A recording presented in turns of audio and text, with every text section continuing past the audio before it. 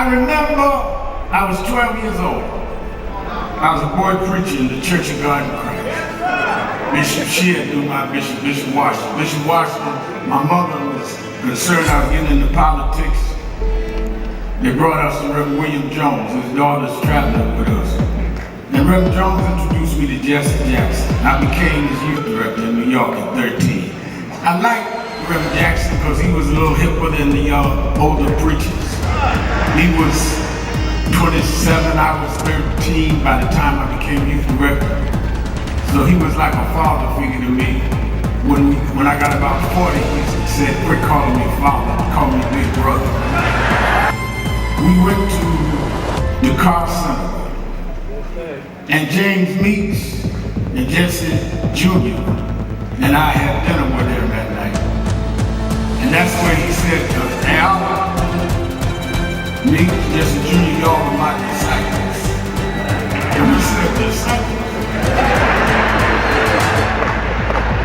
And for years we joked each other. I'd come in the room and Junior said, here's disciple number 1. But discipleship meant you carried forth the vision. The next day, he took me on the ferry to Goree Island, Mrs. Jackson. On Goree Island, he showed me where the slave camps were. And I will never forget, he said, Al, you see what that artifact is? I said, what's that? He said, they call it the door of no return. When you go through that door, you either made it to America to slavery, or you died in the Atlantic. The door of no return. But I talked to him about 3 years ago, and I reminded him, I said, remember when you brought me to the door of no return? He said, yeah. I said, well, we did return. We returned the President of the United States, Barack Obama. We returned the Vice President, Kamala Harris. We returned with businessmen. They thought they sent us as slaves. We came back as global liberators. The problem is that too many of us did not join the movements that sponsored us. And there was a breakout in 2024 called Negro Amnesia, where you forgot where you came from and forgot how you got where you got. Therefore, they're trying to take back everything you had. That I want to end. He talked about the dry bones in the valley. Don't take it back. The only reason that the wind could blow life into the bones is because at some point they had to be connected. If the wind had blown into a disconnected body, it still wouldn't work. So before he prophesied to the wind, they had to first get the foot bone to connect to the ankle bone, and the ankle bone to the calf bone, and to the knee bone, and the knee bone to the thigh bone. If we are to prophesy to the wind, we must first connect this body. We must connect Eddie Long to Farrakhan and Cornel West to Elders and Lowry to Sharpton. If we can connect this body, then God will blow the breath of life into our community. But as long as we are disconnected, the wind can't blow because it's blowing on disconnected dry bones. But the good news is that we're the children of people that have been through worse than this, and we're still here. So even though I get despondent, I don't ever get depressed, because I want the world to know you won't beat us, because we're the children of those that took the worst form of slavery and brutality that ever lived, that ever existed. Our parents survived the Middle Passage. Only the strong got here, and then we lost our name, our culture, our religion, and we're still here. But you don't know who we are. We're the children of Chaka Zulu. We're the children of Mary McLeod Bethune. We're the children of Marcus Garvey. We're the children of Martin Luther King. We'll be here. We were first and we'll be last. We know who we are.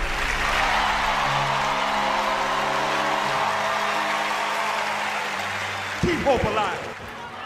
Keep hope alive. Keep hope alive on tomorrow night and beyond. It's Wednesday, March the 11th. Do you know what time it is? It's Sharpton's time. And for the next 3 hours, it's time to put aside all pretenses, deception, denial,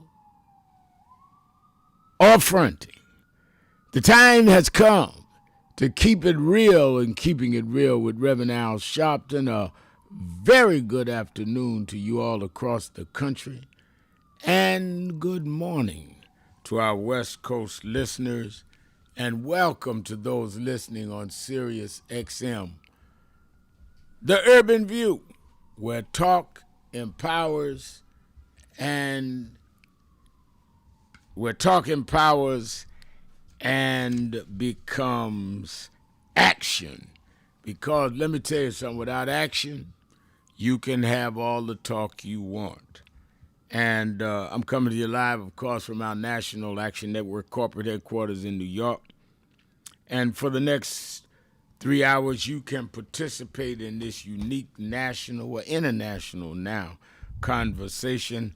All you have to do is call me at 1-877-532-5797, 1-877-532-5797. Let me give you just an overview of what's going on in the world, because everything is interconnected. We see in terms of this Iran war, ships attacked near key shipping lane, as Iran now has launched back its most intense strikes of the war. As the war entered this 12th day, the U.S. and Israel continue exchanging heavy strikes with Iran across the region, and with attacks expanding into Lebanon and part of the Gulf. Now, the Strait of Hormuz escalation, you need to, because this directly affects us. Tensions are rising in the Strait of Hormuz, a critical waterway where about 20%, waterway now, of about 20% of the world's oil supply passes through. At least 3 ships were attacked near the strait, while U.S. Central Command says it destroyed 16 Iranian mine layers. This is oil. This is why gas is going up. Casualties are going up. The war has killed hundreds across the Middle East, including 1,200 people in Iran, 13 in Israel, and we know 7 U.S. military. Now, there are dozens of countries that come in now saying that, and this is according to International Energy Agency, they will provide 400 million barrels of oil to try to offset the fact that the Strait of Hormuz that is being interfered with takes down a lot of the oil that comes through. Now, at the same time, NBC is reporting that only 22% of registered voters support this war. Same time, Donald Trump, and I've been talking about this for the last 2 weeks, is saying that he wants them to push the election bill, Save America, which would bring back vote ID, which is disproportionately going to disenfranchise some of our community, blacks, and other difficulties to prove that you can vote. He says that he wants to see that done right away. And he's got some trouble in his camp because yesterday, with Tuesday's elections in Georgia, Mississippi, and New Hampshire, Democrats scored some notable wins, including they flipped a Republican-held New Hampshire and State House seat as Bobby Boardman defeated a Republican in New Hampshire. In Georgia, Sean Harris, a black Democrat, former military man, finished first with about 37% of the vote to replace Marjorie Taylor Greene. Now, he'll have to go into a runoff now, but none of the Republicans could get to 50%, including the guy Fuller that was endorsed by Trump. With all of Trump going down there holding rallies and endorsed this guy, he couldn't get the other Republicans to just step out of the race, and he couldn't bring this guy to 50%. So now the runoff would be between he and a black military man running Democratic.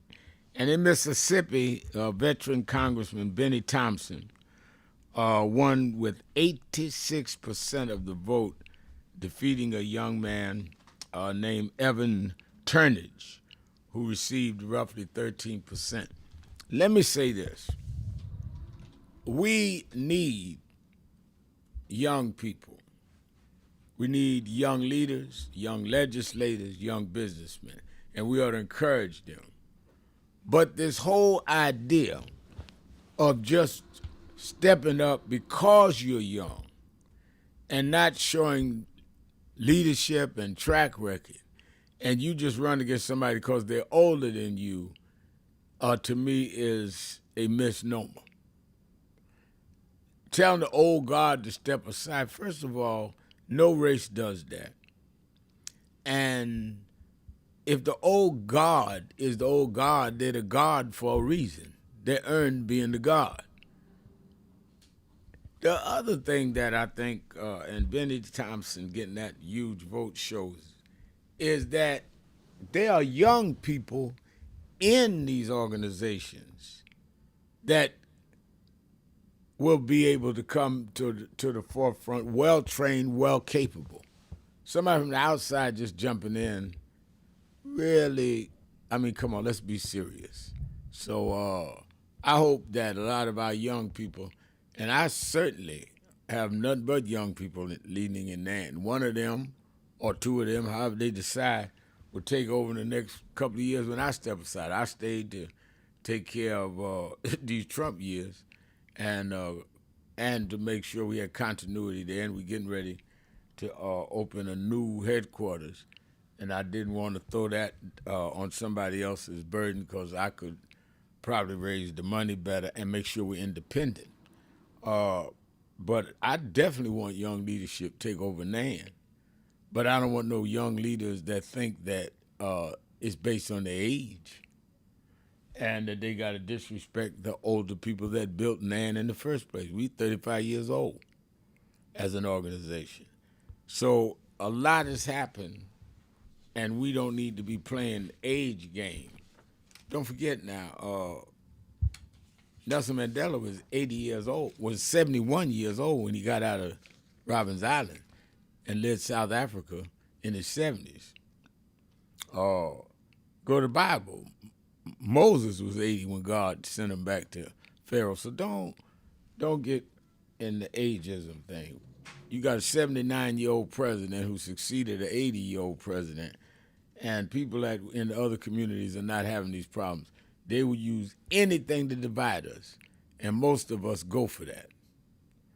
And when I hear people say that the old people need to step aside, that shows me you don't know what you're doing. And you really have a lot of, I would say, insecurity, because if you think somebody got to step aside just because you was born last, you must not have a lot of confidence in your ability. Let me tell you where the mandate is, as I see it, as we get ready to go on the National Action Network's convention, as we just finished the funerals of Reverend Jesse Jackson, as we just finished the march over the Edmund Pettus Bridge in Selma. I looked this up. Let's deal with our economic state as blacks. And I really want y'all to talk about this stuff today. Across unemployment, wealth, home ownership, and education, it appears we're marginally better than we was 40 to 60 years ago, but relative positions to whites had generally not improved, and in some dimensions have worsened. last 46 years. Since the early 70s, black unemployment rate has been twice the white rate in almost every year. Since the 70s, we've been doubly unemployed. Even at the 2019 pre-pandemic low, where black men were 6.6% unemployed, black women 5.6% unemployed, black unemployment was still roughly that double of white. Research summarizing this concludes that black unemployment is 2 times white unemployment. There's no modern period in the last 60 years black workers consistently fared better or equal to white workers.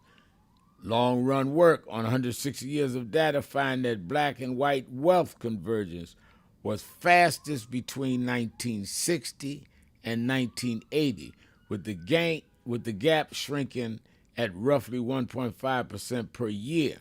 Since 1980, the convergence stalled and then reversed. Over the last 4 decades, the racial wealth gap has widened. I want y'all to hear me now. We started closing the wealth gap up until 1980. Since the wealth gap, since 1980, it's begun shrinking, and we've gotten less and less of the wealth, and whites got more. And you run around here talking about what to vote for and what to do. Home ownership has gone down with blacks. We not only need to move forward, we need to hold on to what our parents already gave us. The generation you're downing produced more than the generation that's coming on. So let's get serious. That's why I'm having the ones that want to run for higher office at our convention. That's why I'm going to have our economists there. I'm about looking at the facts, not having somebody entertain me with some rhetoric. Let's talk about it. 1-877-532-5797, 1-877-532-5797. Sharpton, keeping it real. Be right back. Voting rights. Everyone look here. Say it again, Miss Pearl. Voting rights. Voting rights. One more time, Miss Pearl. Voting rights. There we go. Voting rights. Voting rights. Voting rights. Voting rights. Voting rights. When do we want it? Now. When do we need it? Now. Yesterday. What do we want? Voting rights. When do we need it? Now. What do we want? Voting rights. When do we need it? Now look at that right. Look at what's going on in Minnesota. Look on. Yeah, but I was raised by them to realize that after storms, if we do the right thing in the storm, if we organize, if we register, if we do what we're supposed to do, there's always a rainbow coming out. The rainbow don't show until the storm is over. The rainbow gonna come out in November. The rainbow gonna come out in 28. We gonna fix these tricks in 26 and march through the gates in 28. We didn't come this far to turn around now. We won't go back. We won't go back. We won't go back. Around this is so wicked. Now they're going to. They released last night a memo that said that the FBI was investigating good. They're trying to come up with something on the victim. Not they gonna investigate who shot her. The ICE agent shooting in the head 3 times. They're gonna investigate her. And you wonder why we need movements. You wonder why we need to stand up. Hakeem Jeffries was here Monday. Why we need to deal with this midterm election. Well, Reverend, I get calls on my radio show. Well, I don't see where voting changed them. All right, let me tell you where if they lose the Congress this year, where it changes. The Speaker would be Hakeem Jeffries, who grew up right here in Nankin, as he said on Monday. The Speaker decides then the calendar for the legislative session. The chairs of the committees become Democrats. So the Judiciary Committee, now watch this in the barbershop. The chair of the Judiciary Committee, y'all saw the Judiciary Committee have the hearing and brought in the special counsel yesterday. Well, the chair this time, if the Democrats win, would be a Democrat who could then subpoena the Attorney General Bondi, all of the folks that were involved in January 6th. They can subpoena the vice president, all of them, because you've got the power of the gavel. Wonder why nobody has asked Pence how he felt running for his life January 6th. Well, if you get the Judiciary Committee, you can subpoena Pence. This is a defining moment. As our world faces urgent challenges, the movement comes together. National Action Network's 35th anniversary and convention, April 8th through the 11th. Leaders, activists, and community voices united for justice and change. The moment is now. Be in the Tony Wafer, Los Angeles chapter, National Action Network. He just came in here to New York a couple days ago, had to stop by the House of Justice, and I sure enough found some justice, so I know I can leave here feeling like I got peace.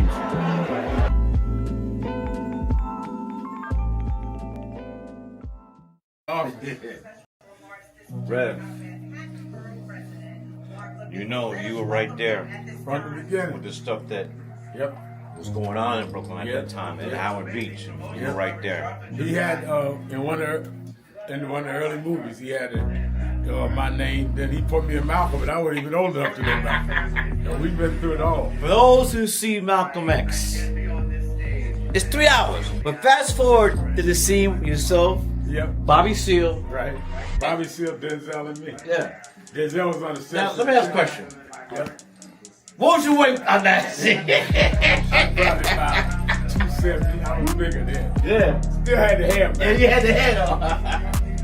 Yeah, it was. Denzel, yourself, and Bobby Seale. Yeah, all in one scene. And also, there was no cut, so we went like this. That's right. That's right. That's right. Yeah. Only Spike could have done that. It's my brother right here. My baby. Brooklyn's in the house. Yes, sir. Brooklyn's in the house. BK. Where in history is this? He said we always go one step forward and two backward. Well, here we are now. The problem is not Trump. The problem is us. We are allowing ourselves to be lowered and our children to feel inferior because you don't have an I am somebody person. You got our artists calling our women bees. Our others calling us niggas. What happened to us? What happened to black and proud? What happened? I'm gonna vote. What happened? Ain't gonna let nobody turn me around. What happened to us?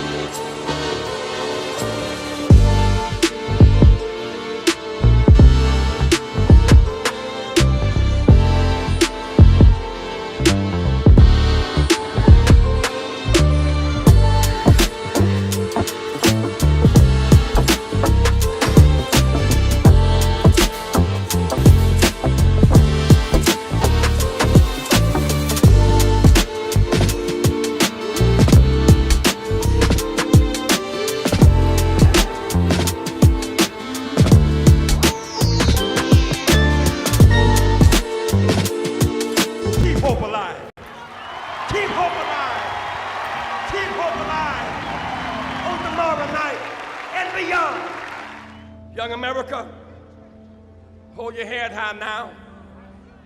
We can win. You must never stop dreaming. Face reality, yes, but don't stop with the way things are. Dream of things as they ought to be. Dream.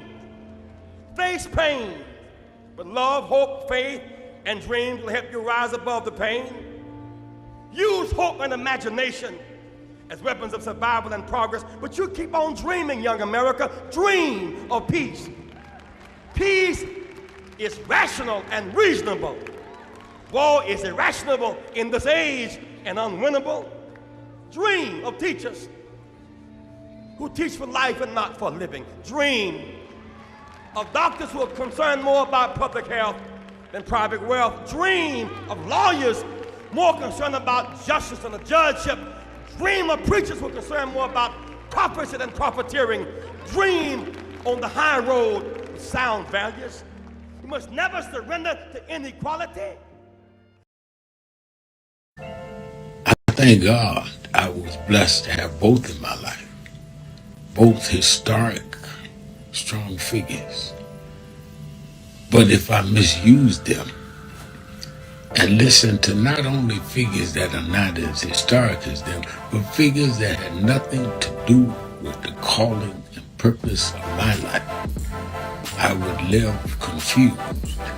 I'd be double-minded. I'm clear. And what I want you to do is be clear. Clear on who you are and why you are. And a lot of that will be exposed to you and others by who you are around and who you allow to enter your head. Keep people at a distance that only have a distant and unclear vision of who you are and who you are supposed to be. They could be your blood relatives, but they could not be the ones that accompany you toward what you ought to be about tonight. Everybody good to you ain't good for you. Everybody that makes you laugh, sometimes keeping it that's real. you a joke. I am your host, Reverend Al Sharpton, and we're back. 1-877-532-5797.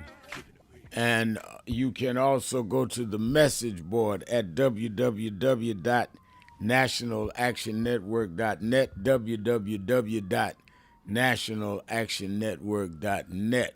In fact, on the message board, I see Nora Glenn says, I was so impressed by the ministers you had on your show last weekend. I believe they are the key to voter registration / turnout this November. I've lived in Gary, Indiana my whole life, and I am very defensive about my city and my neighbors. Gary turnout. Okay, I like that, Nora. And Nora's right, because people that tend to go to church tend to go vote. They're not the only ones. There's a lot of people don't go to church, and we need to get out. But we need to get those voters out as a foundation. Maureen Mo Forte is on the text, on the message board, saying, great seeing you in Selma. It was great seeing you, Maureen. I had a delegation of 200 plus of Somalian delegation from Minnesota and Chicago Southland for the Rainbow Push Coalition in honor of Reverend Jesse Jackson and members of the National Action Network Chicago chapter. And the Chicago chapter was, of course, led by Maureen Forte. And she is the relative of Reverend Fred Shuttlesworth. She already has over a dozen people booked to come to National Action Network's convention. I think almost 20. And she does that every year. Bruce Turner says, hello, Rev, and Nan message board, big wins in Georgia and Mississippi last night. We let the GOP know we are coming in 26. Well, I said in my statement of Reverend Jackson's funeral, we got to straighten out tricks in 26 so we can walk through the gates in 28, gates of the White House. We can go back. And that's why I started the show with the data. So while everybody run around philosophizing and they doing this and they doing that, the economic gap tells the story. When this man, Donald J. Trump, went back in the White House and declared war on DEI, it destabilized jobs, contracts, board seats, all of that, that we had made progress. And some of us that were involved in those fights that led to some of that stability ought to at least be heard on how we return to that. I don't need nobody auditioning at a time of crisis. So I think you're absolutely right. And in that spirit, let me remind you that in the tri-state area, meet me or beat me to the Saturday Action Rally. I will be there this Saturday. And we're temporarily but gladly at the Mother AME Zion Church, historic church. Frederick Douglass spoke there. Madam C.J. Walker was funeralized there. She was a member. Paul Robeson was a member. So we went to that historic church as we are now about 2 weeks off from announcing our permanent headquarters of NAN. And meet me there. I really have a message about Women's History Month and the economic assignment that we have based on the death of Reverend Jackson. I wasn't there Saturday. I only missed maybe 1 or 2 a year Saturdays, but I'll be there clearly throughout the convention. I'm looking for you Saturday morning, 9 to 11 at Mother AME Zion, as I said, the historic church, West 137th Street, between Lenox and 7th in Harlem. And then I want you all to watch Politics Nation with Al Sharpton live at 5 p.m. Eastern Time on MS Now, formerly MSNBC. And let me tell you, I've already got some senators and congresspeople on standby. Not only do I want to deal with the tragedy and travesty of the war in Iran, I want to know what is going to be done to stop Trump from the SAVE Act, which will put voter ID in law, which will take down a lot of the black vote. And what are these senators and congressmen going to do?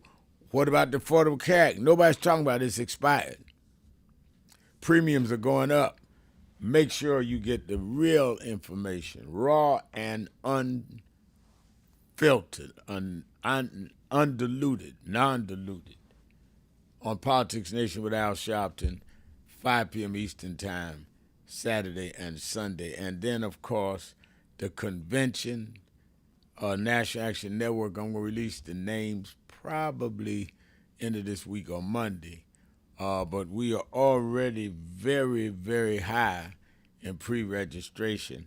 I was advised by the team, since we had over 10,000 delegates last year, to cut it off at 5,000 so that we had 5,000 open for the students that are coming from the HBCUs. We did and still finishing the HBCU tour, and from our chapters.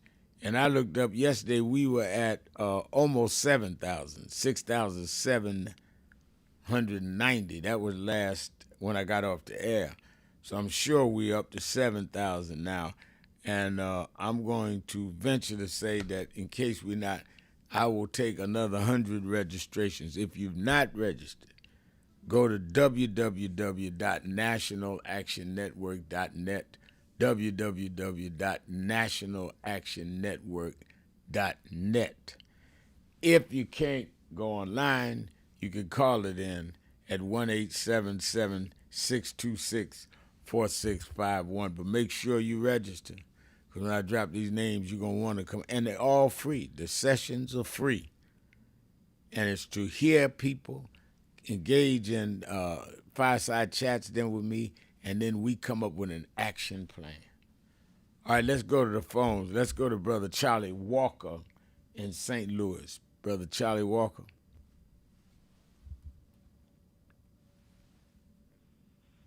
Hello? Hello? Yes. Yes, how you doing? I'm fine. Okay, I just wanted to let you know you are my number one supporter in our political team. And yes, you are right. They got the wrong man in the office right now, but we're going to keep God first. And I just want to also tell you, you did a good job at your best friend's funeral, Jesse Jackson. I watched the whole service. No matter what, you stood there strong, Reverend Al Sharpton. And I appreciate you, and I love you. I love you back. I appreciate that. That encourages me. Thank you so much for your call. Akeem Smith, he raises something we need to talk about. He says, Reverend Sharpton, the Trump administration is investigating Arizona's 2020 election results. They're going to try to terrorize and terrify people from voting. Get ready for it, but don't go for it. Let's take a break. We'll be right back. It is Wednesday. Now, we have Hot Button Monday. Somebody gave us Tell It Tuesday. So I need some Wednesday witnesses. Let's do that. Are you a Wednesday witness? Witness till the need to keep fighting. Witness till we can make it if we try. Witness to saying that the only thing in our way is us.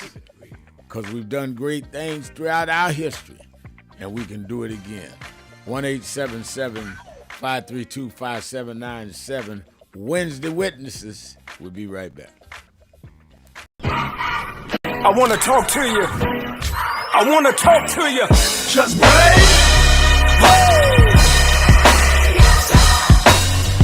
I believe that.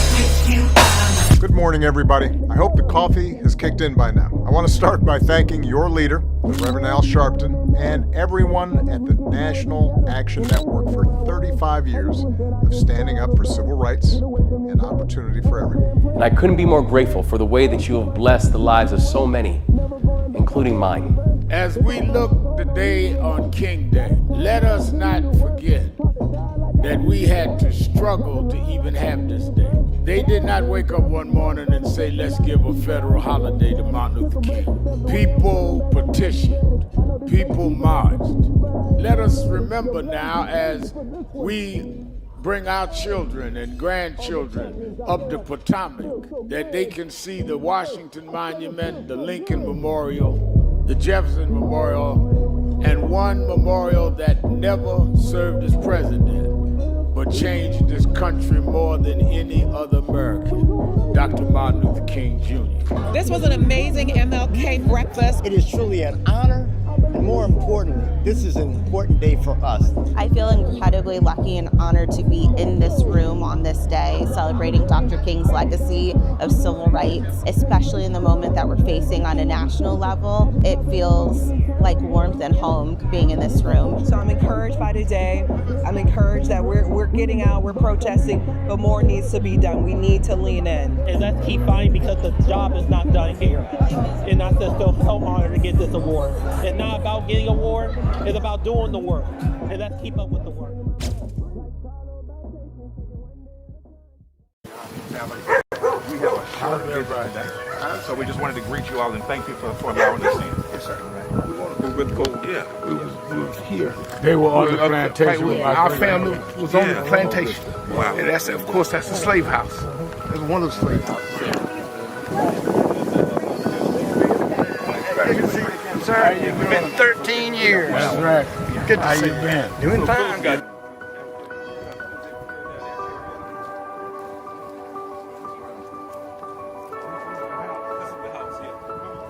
Right, last time. And we, Alexander Shelton.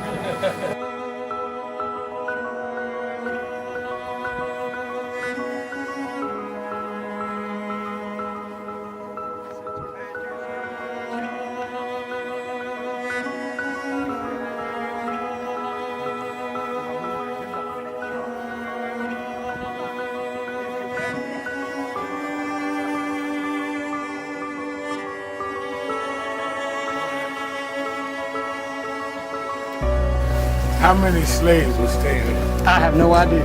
This is where they would have a slave. Yeah, that's when, exactly. That was, exactly.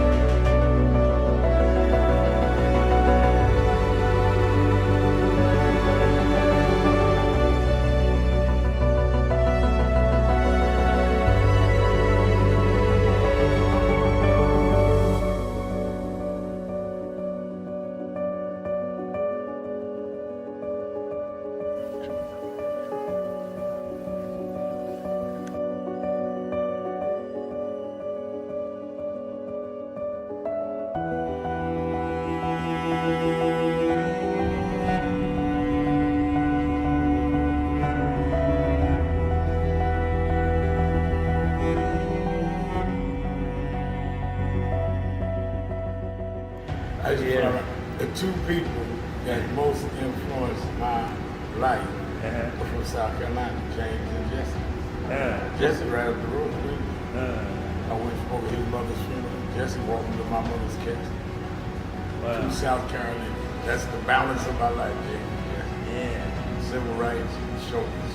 But also where your people from too. Literally. Yeah, right. And where I knew Jesse was from James, I started president. Yeah. And James had died before I knew about him in South Carolina.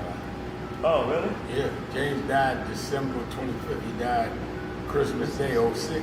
And they came to do the story for February of 07. They came to me in January. His daughter swear that was daddy and helped me push the information out. Wow. And I called Jesse and told him, do you know that my great-grandfather was a slave about 45, because Greenville right up to I-20. He said, I told you we was connected. That's why you got to listen to me. But, no.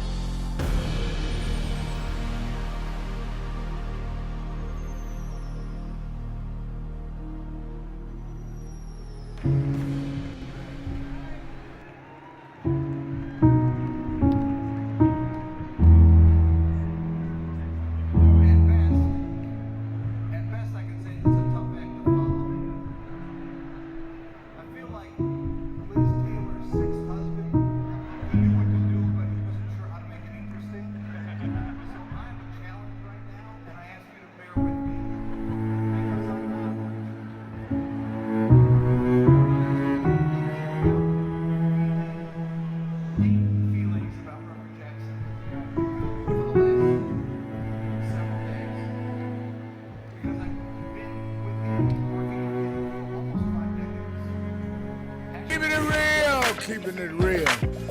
I'm your host, Reverend Al Sharpton, and we're back. 1-877-532-5797, 1-877-532-5797, and you can also go on the message board at www.nationalactionnetwork.net. And a lot of people on the message board today. I love it. Bruce Turner says, we got this. It takes all of us to win this battle. And Tanya Stovall comes back at him and says, yes, it does, Bruce Turner. Yes, it does. And I love it. And Roderick McCoy is saying, I believe that we will straighten out tricks in 26. What the Trump regime has done will make us tighten up loopholes in the law that affect us as a people and nation. Stand up, black man. Stand up, black woman. Love it. And that's what I'm talking about. The facts don't lie. Numbers don't lie. That's why I started the show, giving you the data. They have brought us backwards rather than forward. They can talk all they want about, well, we're doing this and make America great again. Well, it hasn't been great for us.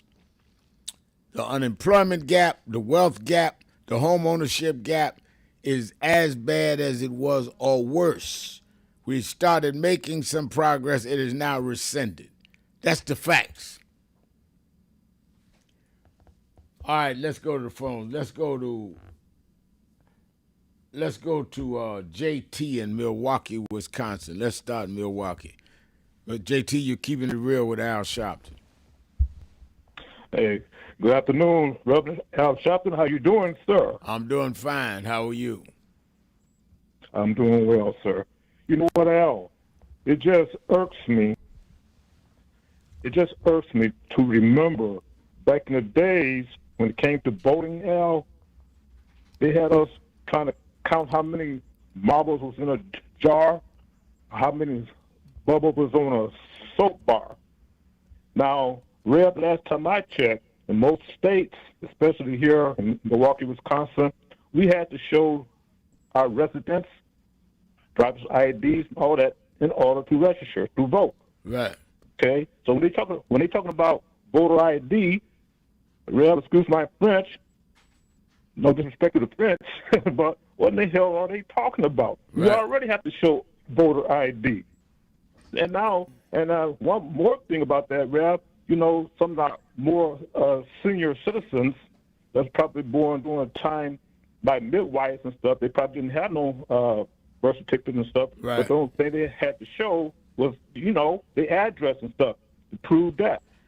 But Rev, over the years, we had to show our driver's license and all of that. So what else they want from us besides trying to keep us from voting? And I want to thank you for bringing that out, Rev, because they're just ridiculous how they're trying to, you know, interfere with the voting system, the process. And Rev, I know here in Wisconsin, I heard that the Donald Trump and the Nazi administration is trying to come to Milwaukee, state of Wisconsin, trying to go to the 2020 voting that we had when we voted in 2020. And there was a lawsuit made because normally they destroy those voting ballots within 5 years. But because of the lawsuits, they have them up. So what Donald Trump and his Nazi administration is trying to do, come to Milwaukee, Wisconsin, and trying to figure out who voted, how they voted, and all of that. Rev, I'm just saying, this mess has to stop somewhere. And I know, Rev, the best way we can do that is just get out there and vote in mass and stuff like that. So, Rev, I just wanted to share that with you, and thank you so much for bringing that up. Because you're right, Rev. Every time you turn around, when you try to do something right, they throw a wrench into the engine. So, Rev, I just want to say thank you, sir. All right, well, thank you for your call, and thank you for Kansas City. I think that it is absolutely, unequivocally the right thing to move forward. And let me tell you that you have these people that just parrot information that is wrong. Bruce Turner's on the board saying that a driver's license was all that was needed, or utility bill with your address. So why they acting like we just tried the bogus vote? They couldn't find. I remember we fought the same battle some years ago when Bush was in, and they couldn't find but 0.1% fraud of people voting. So it's them trying. It is a solution looking for a problem rather than a problem looking for a solution, and they're looking to stifle our vote. Now, talking about misinformation, I'm getting this text, and I'm on our message board. It says, Lamar Shepard says, the Bible says, try the spirit to see if it is of God or if someone is telling the truth. The Bible also says, you shall know them by their fruits. This is the Democrat Party's fruits. Democrat Party legalized black slavery and gay marriages and abortions. Democratic Party also has the Civil Rights Act. Democratic Party passed the Voting Rights Act. Democratic Party passed Open Housing Act. The Republican Party fought all of them. The Republicans in the 19th century, Lamar, was the emancipators. They turned around when Lincoln got killed under Andrew Johnson and became the slaveholders and fought every bastion to keep segregation since then. So don't quote the Bible if you're not going to tell the whole truth, because you're right, you know them by their fruits. We didn't say that the Republicans was against voting rights. They said it. And they're saying it now with Trump. We didn't say that they were against diversity, equity, and inclusion. They said it. So don't play with the Bible, Lamar, because you read what you saw. Don't play with the word. The Democrats have been bad, and we fought them. The Republicans have been bad, and we fought them. So talking about fruits, talk about all the fruits. I just figure I'm going to try to respect the fact maybe you just didn't know. So I'll give you that. Let's go to Cooper in New Jersey. Cooper, you're on Keeping It Real with Al Sharpton. Got me going to my Sunday show. You're on Keeping It Real with Al Sharpton. Reverend Al, good afternoon. Good afternoon. Rev, at Reverend Jesse Jackson's homegoing service, in my opinion, you gave the best speech. It was needed, and I hope folks listening understood it. Thank you. But with that being said, Rev, I'd like to ask you a question because I think the listeners need to hear this as well. The reports on Pete Hegseth and the Pentagon spending $93 billion in 1 month on luxury items, including crab legs and other unnecessary expenditures. I think it was crab legs, $140,000 on donuts. And I know some people might say it was a use it or lose it, but I'm sure it was other ways that money could be spent to benefit our defense or the American people. And they spent that money, as you said, on these kinds of items, $93 million. This is not something somebody made up. This is documented from their own files. You're absolutely right. And at a time that not only something else was needed, at a time we have a record deficit in the federal government. And they've got Hegseth buying all kind of luxuries in the Defense Department's offices and all of that. You're absolutely right. There is no justification for that. And at a time that they refuse to go forward with the bill to restore the Affordable Care Act. But they're going to go ahead and come with all of these furnishings and extra stuff for the Pentagon.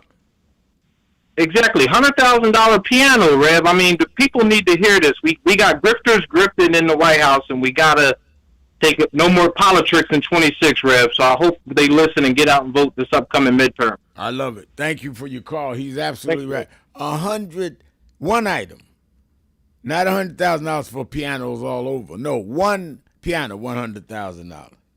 Different shares that Hegseth and them wanted. $93 million in the Department of Defense. Oh, I'm sorry, Department of War. What do you need a $100,000 piano for war? Just like Kristi Noem, who they just fired, had $23 million in commercials that she put together. She was in her riding a horse, her doing this, her doing that. $23 million. And they telling you, well, we got to cut back on this and cut back on that. We can't afford social programs. We got to deal with the deficit. While they have Homeland Security spending $23 million on advertising her riding around like a cowgirl on a horse. We can't be that stupid. And we cannot be that inept that we don't stand up and stop this. All right, let me get ready to take my break. 1-877-532-5797. We'll be right back after this.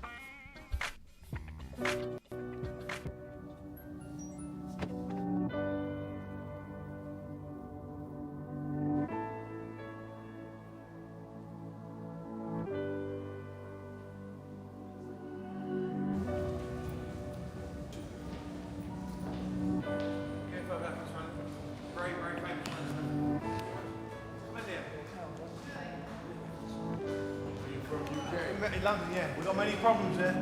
We need you over our side. Yeah, you're invited anytime, please. Whenever you want to come. There we go. Guys! What's up, Doc?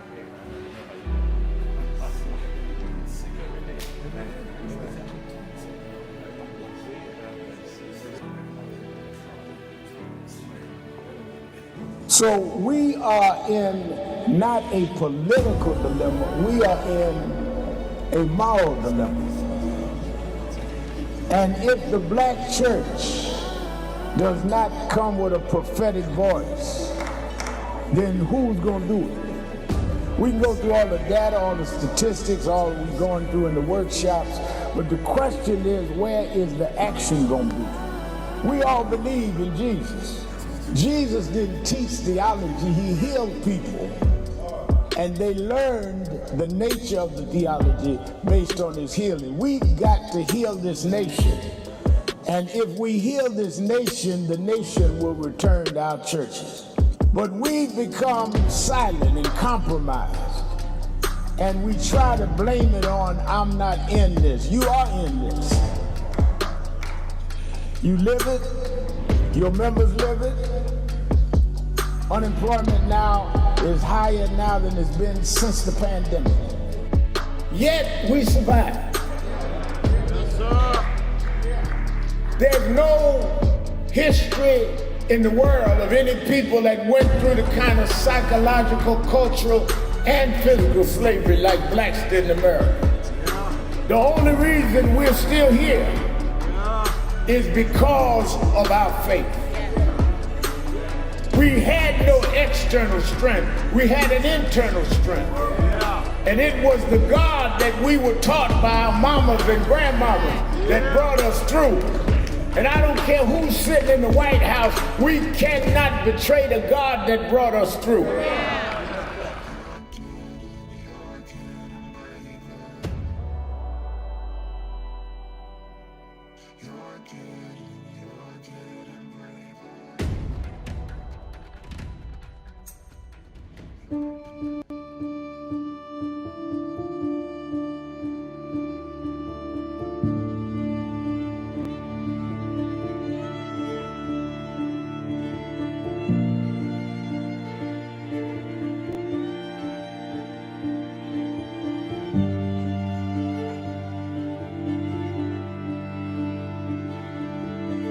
Robert Culp used to do a show with Bill Cosby, I Spy, and he did a documentary on breadbasket, Robert Culp. Oh, wow. You need to see that documentary. It's great. Absolutely. I lived this. I didn't read this. I lived it. I was there. You true to this? I'm true to this. Not new to this. I ain't new to this. Vote to phone Troy. He was, Jack O'Dell was one of the guys that Kennedy warned Dr. King about. Say he was a communist. Jack O'Dell and Stanley Levinson. And Reverend brought him in. Nobody else in the movement would deal with Jack. Reverend brought him in. Oh yeah, sure. Just us. Just us. But there's stories behind all of it. It didn't just happen. But I am somebody. I may be on welfare, but I am somebody. I may be in jail, but I am somebody. I may be uneducated, but I am somebody. I am black, beautiful, proud. I must be respected. I must be protected.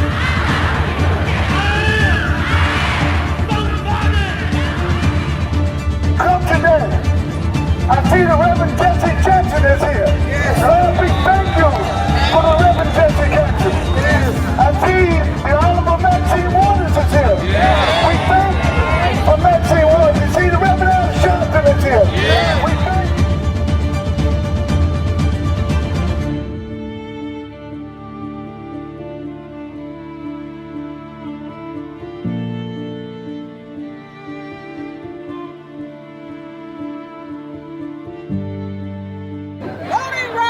Voting rights.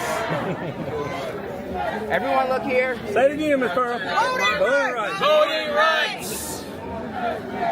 One more time, Ms. Pearl. Voting rights. There we go. Voting rights. Voting rights. Voting rights. Voting rights. Voting rights.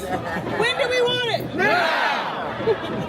When do we need it? Now. Yesterday. What do we want? Voting rights. When do we need it? Now. What do we want? Voting rights. When do we need it?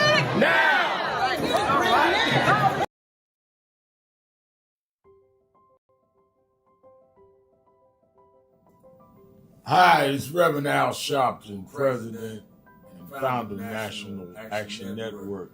We are at the very end of 2025, and I want to first say that I want to thank all of the officers, chapter leaders, regional directors, national staff, and certainly National Board of National Action Network for a solid and absolutely incredible year in 2025.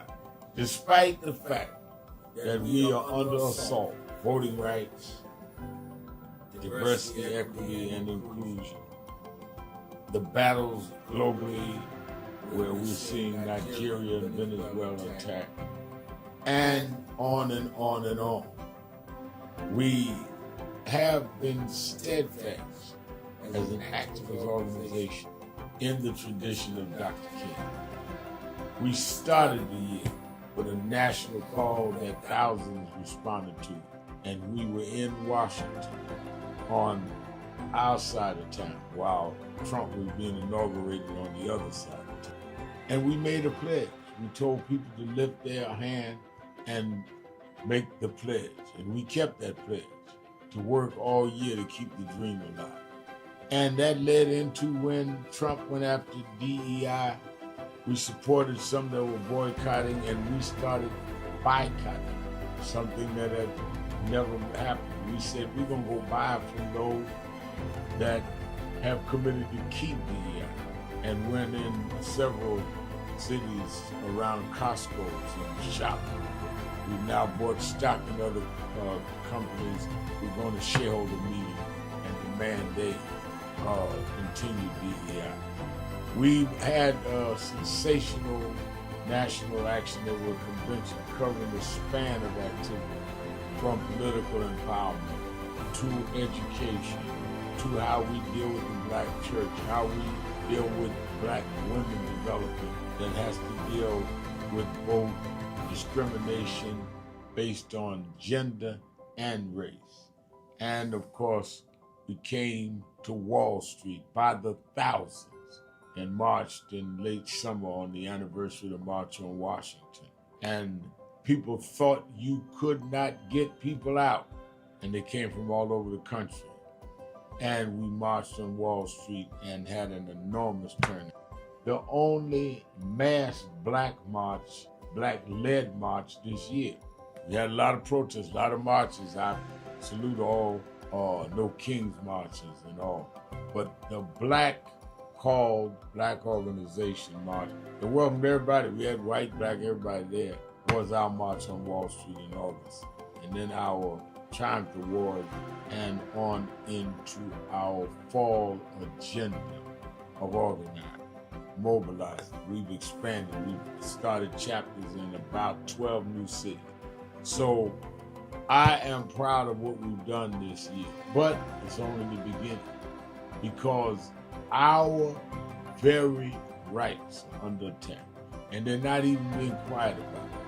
They want to revoke the Voting Rights Act. Section 2 may fall with this Supreme Court. They want to end the Civil Rights Act of 64. That's what the end of DEI is about. So let us be more alert and active than ever. History will decide whether the civil rights gains of the 50s and 60s died in the 2020s. That's on your watch and mine.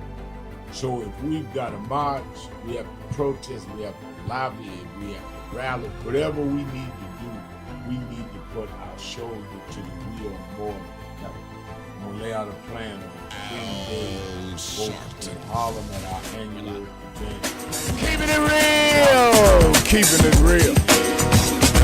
I am your host, Reverend Al Sharpton, and we're back. 1-877-325-797, 1-877-532-5797. Wednesday Witnesses, or Wednesday. Or you can go to the message board. Tanya Stover's on the message board.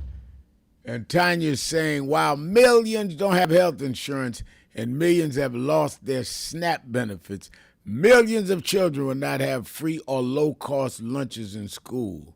Simply horrible how they're spending the defense budget. And Joe Tranchina said, all you need voters ID if you want fair elections. Stop making it a race card thing because it's not. Well, the problem you got with that, Joe, and see, I read everybody whether they agree with me or not because it's fair. Problem with that is they've not proven that there is no fair elections. I just said that they did the investigations under Bush when they first came with voter ID, and they only found 0.0001 in fraud. So why are we spending money and time to eradicate a problem that does not exist? And when Donald Trump lost Georgia to Joe Biden, he didn't say that it was voter ID. He said, find me 11,000 some odd votes. So that's the only fraud I heard.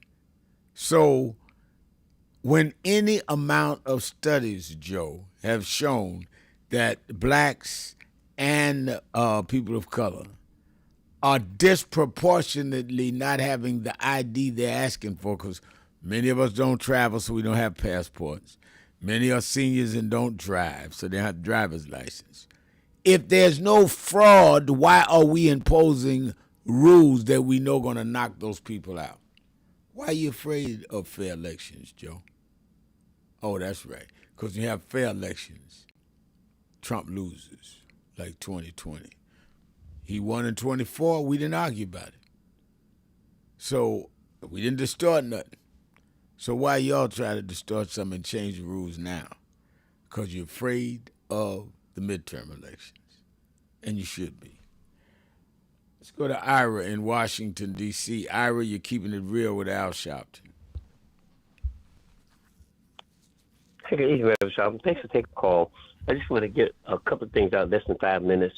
In reference to a public service announcement, when you do your fact checks, be advised that I think, my personal opinion, I think that even though we have fact checks by Google, I still think they're in cahoots with Donald Trump and his people behind it to make sure you don't tell anything that ain't supposed to be told. That's my personal opinion. I could be wrong. But my actual fact is what I have now is that this accident blocking agency reports from reporting on the war as it comes in. There's things that are dangerous and about the American people's health and safety. He's blocking those things and told them that he don't want them to publish anything about the war. So he can tell a blatant lie like he did in his address about the war's going well. It's not going well. But they can't publish that because it's against his wishes to make him look bad because he's not telling the truth. He's not honest. He's working on for himself. He's not looking out for the American people, and we are pawns in the game. So they better recognize, and that's all I want to really get to right now because they don't understand. This man is a blatant, non-truthful man. I'm going to say that. I'm being honest. He's a non-truthful man. So we got to watch out for this because it was 5 pages long that has been blocked. I read this article. It's 5 pages that has been blocked because of him not wanting to release this to the law enforcement agencies and everything else. And this is critical to us because anybody with any common sense would say, look, I got to look out for my American people or people in general and make sure they're safe. He didn't do that. Their whole regime and his whole administration blocked everything to make sure he don't look bad. But it's going to come out. He's looking bad anyway because we know he's not a non-truthful type of man. That's what I want to say, Brother Al. Right, and I have to get back with you tomorrow. All right, thank you for your call. Let me go to Leon in Dallas, Texas. Leon.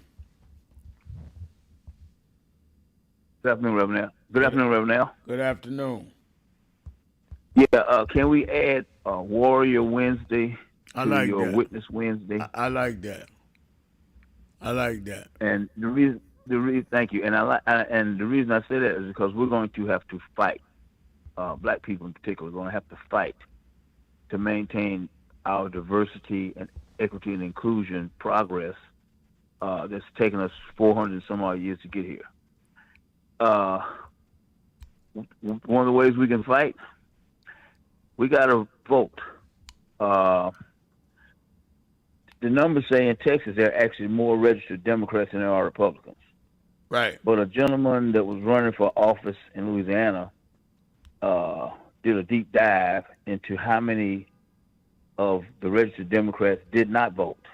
Right. And we have got to get that as close to 100% as possible.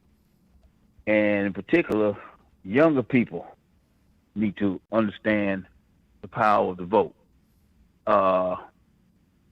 We have to try to use different strategies to get them to be involved. One of my friends was telling me that younger people, the rapper is their preacher, and the sermon is the rap.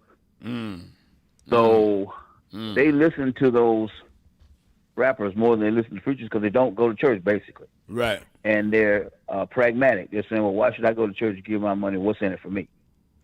Well, our musicians need to start turning, reversing the paradigm to back when we said, I don't want nobody to give me nothing. Open up the door. I'll get it myself. And we have to impose our will on these musicians, these rappers, to stop putting out F&B, Inger, and all this other stuff, and put out something positive. Get your education. Go to the polls and vote. Yeah, I'm glad you said that, Leon, because I mentioned that even in my remarks at Reverend Jackson's funeral. What happened to us, where we denigrating and calling ourselves names? And you quoted that song, I don't want nobody to give me nothing, open the door, I'll get it myself, a James Brown song. The uplifting lyrics of the 60s and 70s were the soundtracks to a movement. And the soundtracks to this apathy and letting anything go and not caring that they have gentrified our communities, canceled our DEI contracts and jobs. The soundtrack to that is calling yourself an N-word or a hoe or a B. And they're permitting that. And what a lot of people are missing is that you've got about 4 companies that own the music industry, from live streaming to records to videos. They permit that. And I was telling a guy the other night, very well-known rapper, if you went in the studio and called any other ethnic group by their derogatory name, they will not put the product out and may drop your contract. You go in there and say something against Polish, against Italians, call Jews a name, call gays a name, you out. But you are allowed to call us the N-word. You can't be that stupid that the only ones you can denigrate is your own people. And you think that's acting real? That's acting stupid. They go back in the office and laugh at you. Right. Now, in order to fight, we need better organization. Right. And this brings me to your convention. I don't have the resources to drive up there this year like I did last year, but that convention is a method of organization, so that when we come out of your convention, we have a action plan, and then we start enacting step 1, enacting step 2, enacting step 3. So people need to understand that if you are, first of all, they need to be politically savvy themselves, so they can understand a charlatan from somebody who's legit. And then when they go to your convention, and I saw Letitia James say, I'm not scared of Donald Trump, no weapon formed against me. I met the Attorney General from Nevada, who was actually from Dallas and was familiar with the neighborhood that I was repping when I had my T-shirt on. I saw Michael Eric Dyson. I saw the chairman of the Congressional Black Caucus. Then you sit there in those meetings, those seminars, and you strategize, and you go back to your community, and then you start informing about the strategy, and then putting down the timetable and what's going to happen. Your convention is extremely important, because all these other people, I don't see what they're doing. I know what my pastor does, but we need national grassroots organization and action. That's why you call yourself National Action Network. That's right. And that's why your convention, I can attest to that. I thank you for that. And that's why we make it free. And we're going to have all of the leaders of the congressional, all these people again, but setting out an action plan. Thank you for your call. That's what we do every year, by the thousands. And I make anybody think about running for president, they better be there this year. All of that, because we've got to lay out our agenda and put it to action. And not just these pop-up groups that just disappear. We've been here 35 years. I'm on radio every day, on TV 2 or 3 times a week. You know where to find me. All right, let me go to my break. Thank you for your call. Let's take a break. We'll be right back with more of you on, like he said, Warrior Wednesday or Witness Wednesday, 1-877-532-5797, Sharpton. Keeping it real. Be right back. I remember I was 12 years old. I was a boy preacher in the Church of God in Christ. Bishop Shear knew my bishop, Bishop Washington. Bishop Washington, my mother was concerned I was getting into politics. They brought us to Reverend William Jones. His daughter's traveling with us.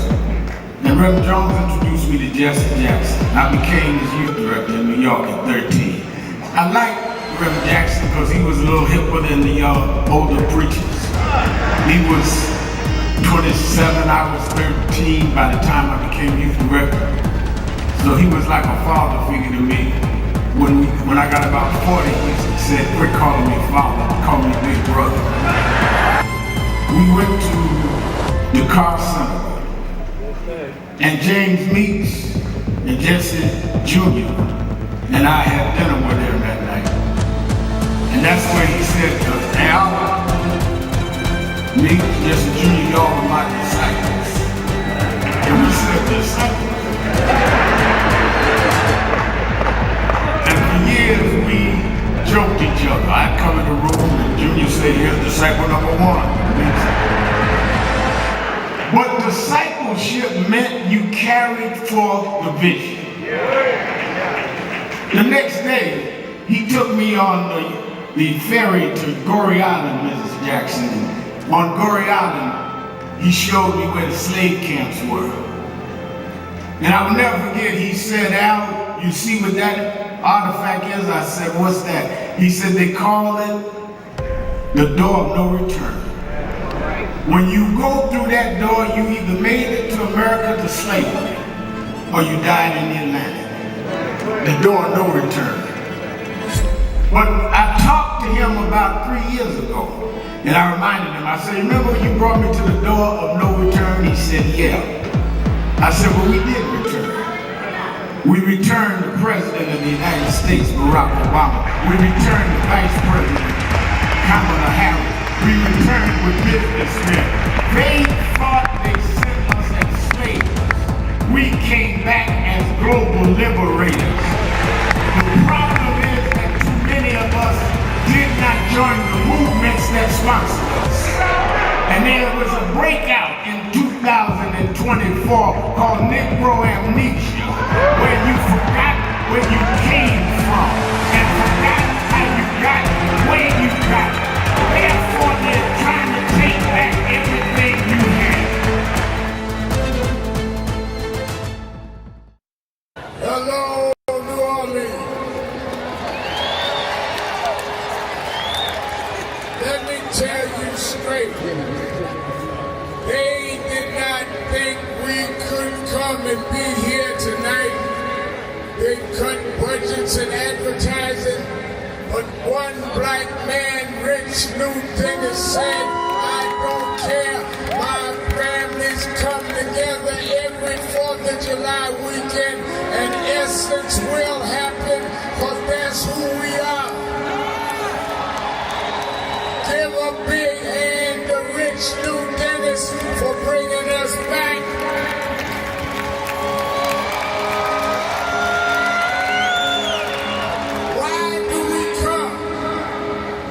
The essence of who we are is essential to what made this nation. We built this nation. We made this nation. We created the essential dollars that this nation lives off of. We don't care what bill they pass. We will not back up. We will not back down. We will not give in. We will not be chased out. We don't care who's in the White House. We will organize our house, house by house.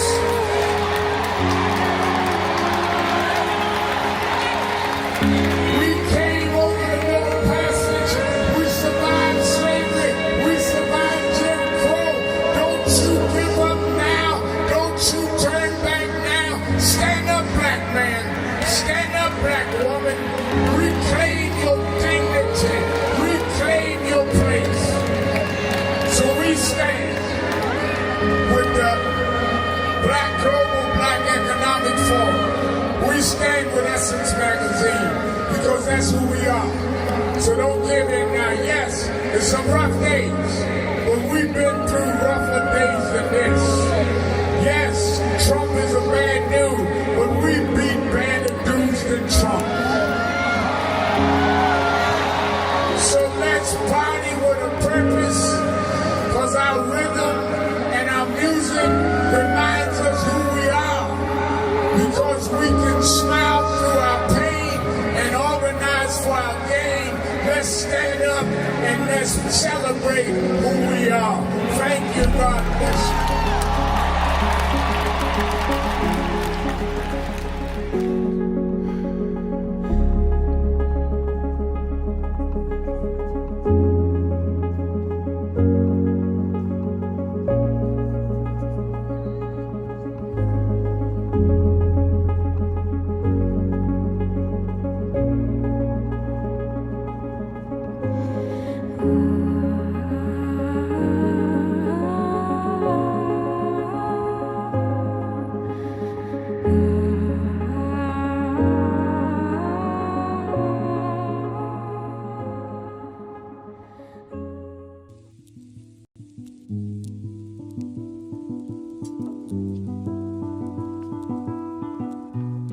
I had a thought this morning that I want to share with you about mentorship.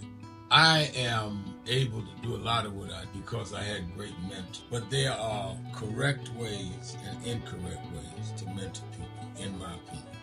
I was mentored as a boy preacher by Bishop F.D. Washington, one of the great Pentecostal preachers of his time.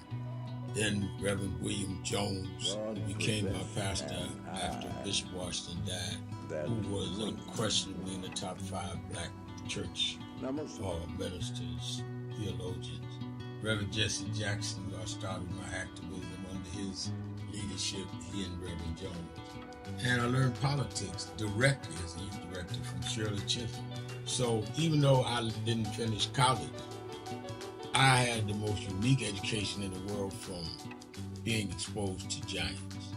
But the one thing I learned is as I grew older and people started coming younger than me and wanted me to teach and mentor them, the magic of the mentors I had is they did not want me to be their clone. They wanted me to learn things from them and use my own gifts and talents in my own unique way and let me do things on my own, because they knew that if I flopped in some things, it would teach me for the other things. They'll come and help me once I was down, but they were not going to have me avoid being down. And they were not going to impose themselves on me. Why am I saying that? Because too many mentors want clones. And too many mentees want their mentors to put them on a pedestal. Oh, so-and-so didn't do this for me. Oh, so-and-so didn't open doors for me.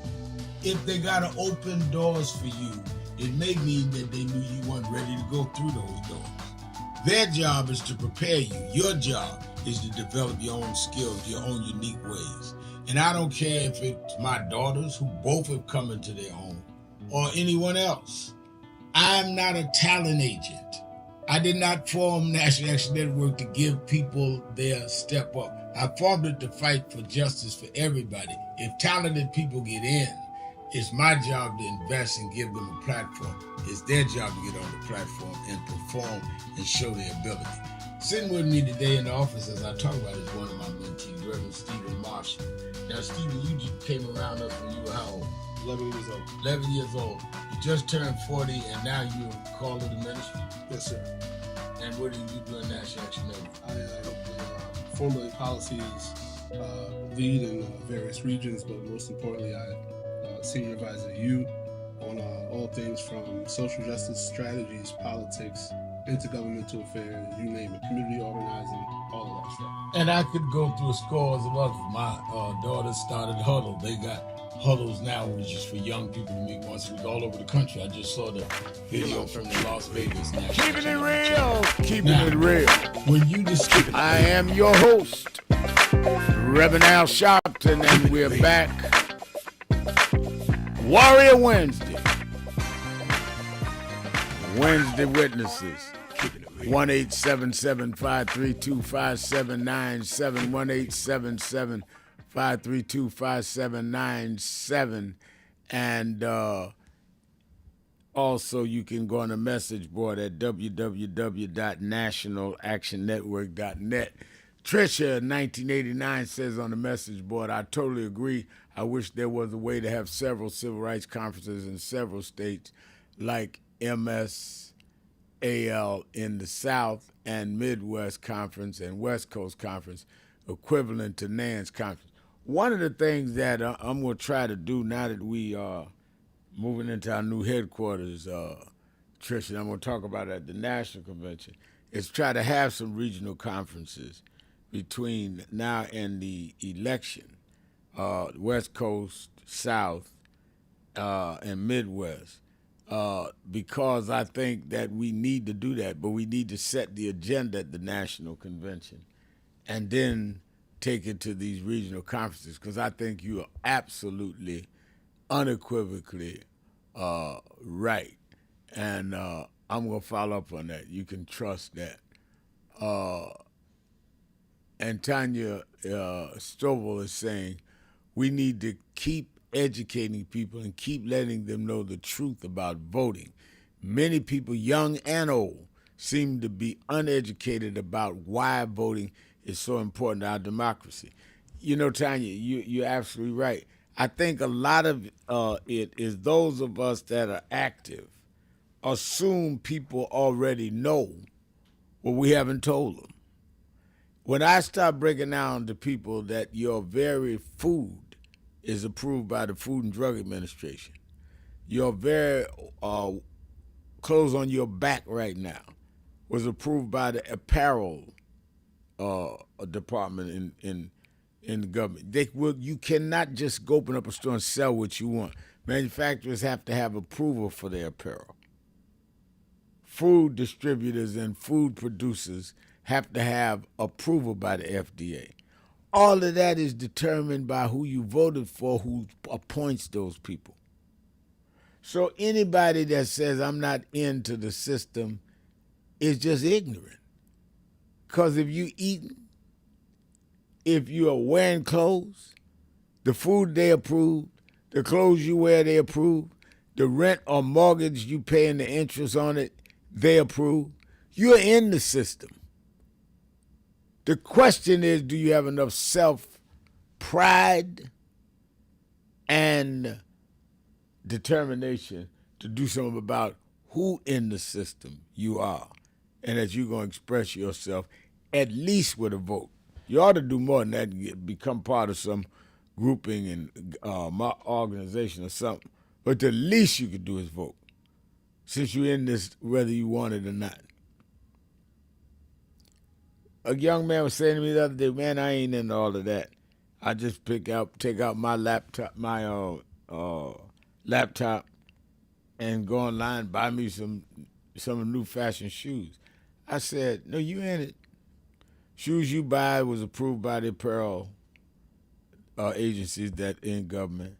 In fact, your laptop was approved by those that gave whoever your carrier is the license to carry it and make that laptop and signal up to where you could go online and get what you want. All of that went through some politicians. He looked at me and said, word? I said, word. All of that came through that. What are you talking about?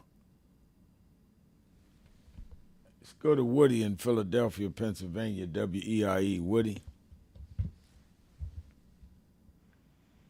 Hey, Russ. Yes, sir.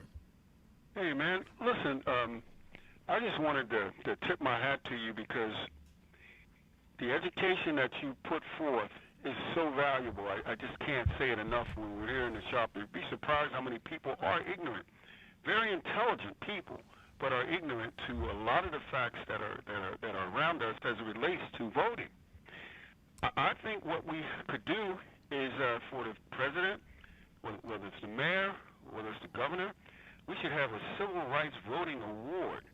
So when people receive an award, they're proud, and make them proud to vote. You see, it's got to be something, whether it starts with the first voter. Let's just imagine. How old were you when you voted the first time? 18. And how did you feel? I felt like I was a full use of my citizen obligations. I felt good about it. That's right. You felt like, I am somebody, right? Right. That made you feel like a whole person, and now you're participating. See, the problem with ignorance is not that you're dumb. Ignorance means you don't know. And so many people, Reverend, you'd be surprised that don't know the directions to go. So I think we need a civil rights award to give out from the time of the younger people that have been voting the longest, the elders. We need something to make them proud to vote and also to be recognized for voting. That's the greatest thing you could do in a country like this, because if you don't, you're out. And that's exactly right. Thank you for your call. Let me take a break. Be right back. Keeping it real.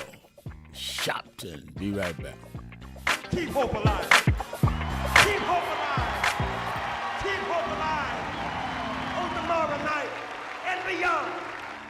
Young America, hold your head high now. We can win. You must never stop dreaming. Face reality, yes, but don't stop with the way things are. Dream of things as they ought to be. Dream. Face pain, but love, hope, faith, and dreams will help you rise above the pain. Use hope and imagination as weapons of survival and progress, but you keep on dreaming, young America. Dream of peace. Peace is rational and reasonable. War is irrational in this age and unwinnable. Dream of teachers who teach for life and not for living. Dream of doctors who are concerned more about public health than private wealth. Dream of lawyers more concerned about justice and the judgeship. Dream of preachers who are concerned more about prophecy than profiteering. Dream on the high road with sound values. You must never surrender.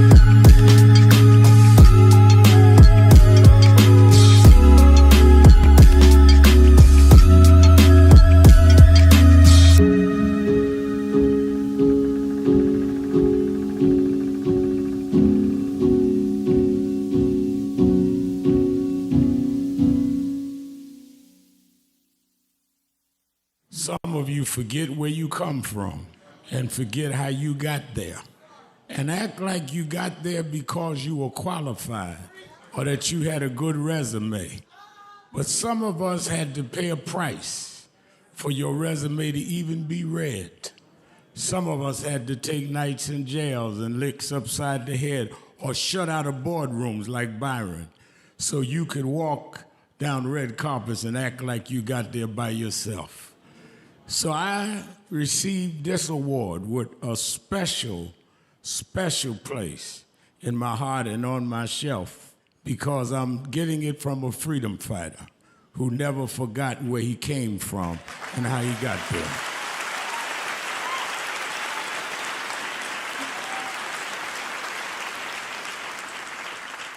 Yes, we've come a long way.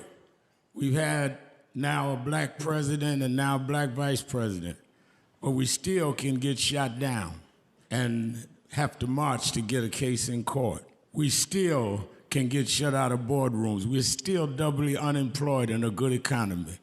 So we're gonna have to keep marching. And I thank not only my family, a mother that raised me by herself, but I thank that lady at the end of the march that knows she won't be on TV that night and knows her name will never be in the paper, but she believed in me enough to get at the end of the line and make me look good. Because Dr. King used to say, if you call a march and no one shows up, you just going for a walk. And I want to thank those that marched with me. 32 years ago, here in Los Angeles, we marched. And then many years later, with George Floyd and others, we're still marching.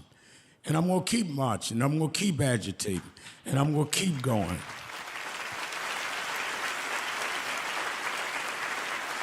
Until we don't have to do it anymore. Eddie, known you a long time. Mariah, christen your kids. And I promise you this, the only thing that I really live for is I get up with this dream that every bigot, every racist, everyone in this country that hates will say, damn, he's up again. I want to talk to you. I want to talk to you. Just break.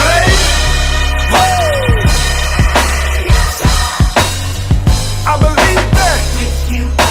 Good morning, everybody. I hope the coffee has kicked in by now. I want to start by thanking your leader, the Reverend Al Sharpton, and everyone at the National Action Network for 35 years of standing up for civil rights and opportunity for everyone. And I couldn't be more grateful for the way that you have blessed the lives of so many, including mine. As we look today on King Day, let us not forget that we had to struggle to even have this day. They did not wake up one morning and say, let's give a federal holiday to Martin Luther King.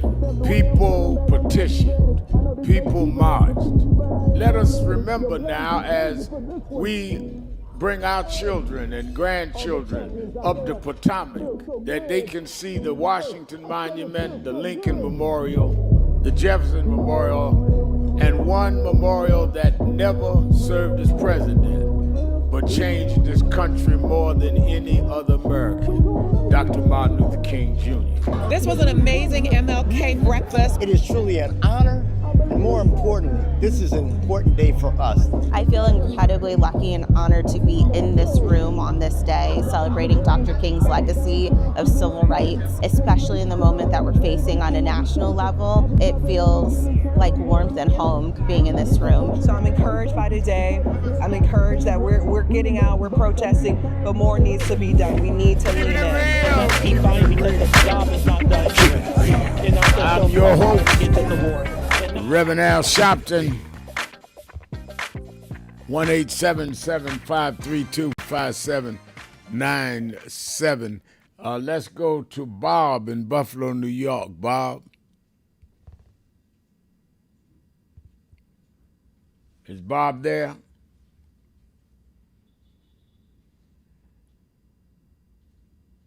All right, I don't hear Bob. Let me say, let's read off of our message board. SunCam57 says, let's start now to make sure family, friends, and others have the correct ID.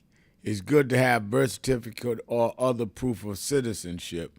Elderly relatives may not have birth certificates. I think that it's a wise, and we're going to deal with this at the convention, it's a wise two-pronged strategy to fight in your state, and we're going to talk about how we organize to do that against voter ID, but at the same time, how we can have just in case voter ID so we can still vote.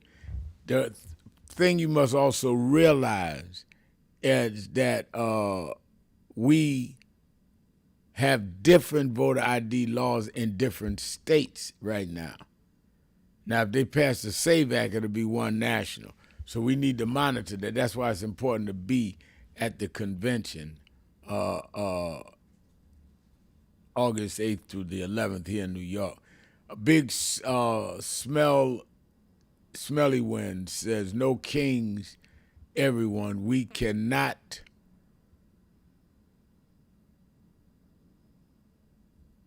no kings, everyone. We cannot tolerate this thing happening, and we can't. And we need to fight and fight with all we have. You need to ask yourself, have you done, be honest with yourself. Look in the mirror and say, have I done everything I could?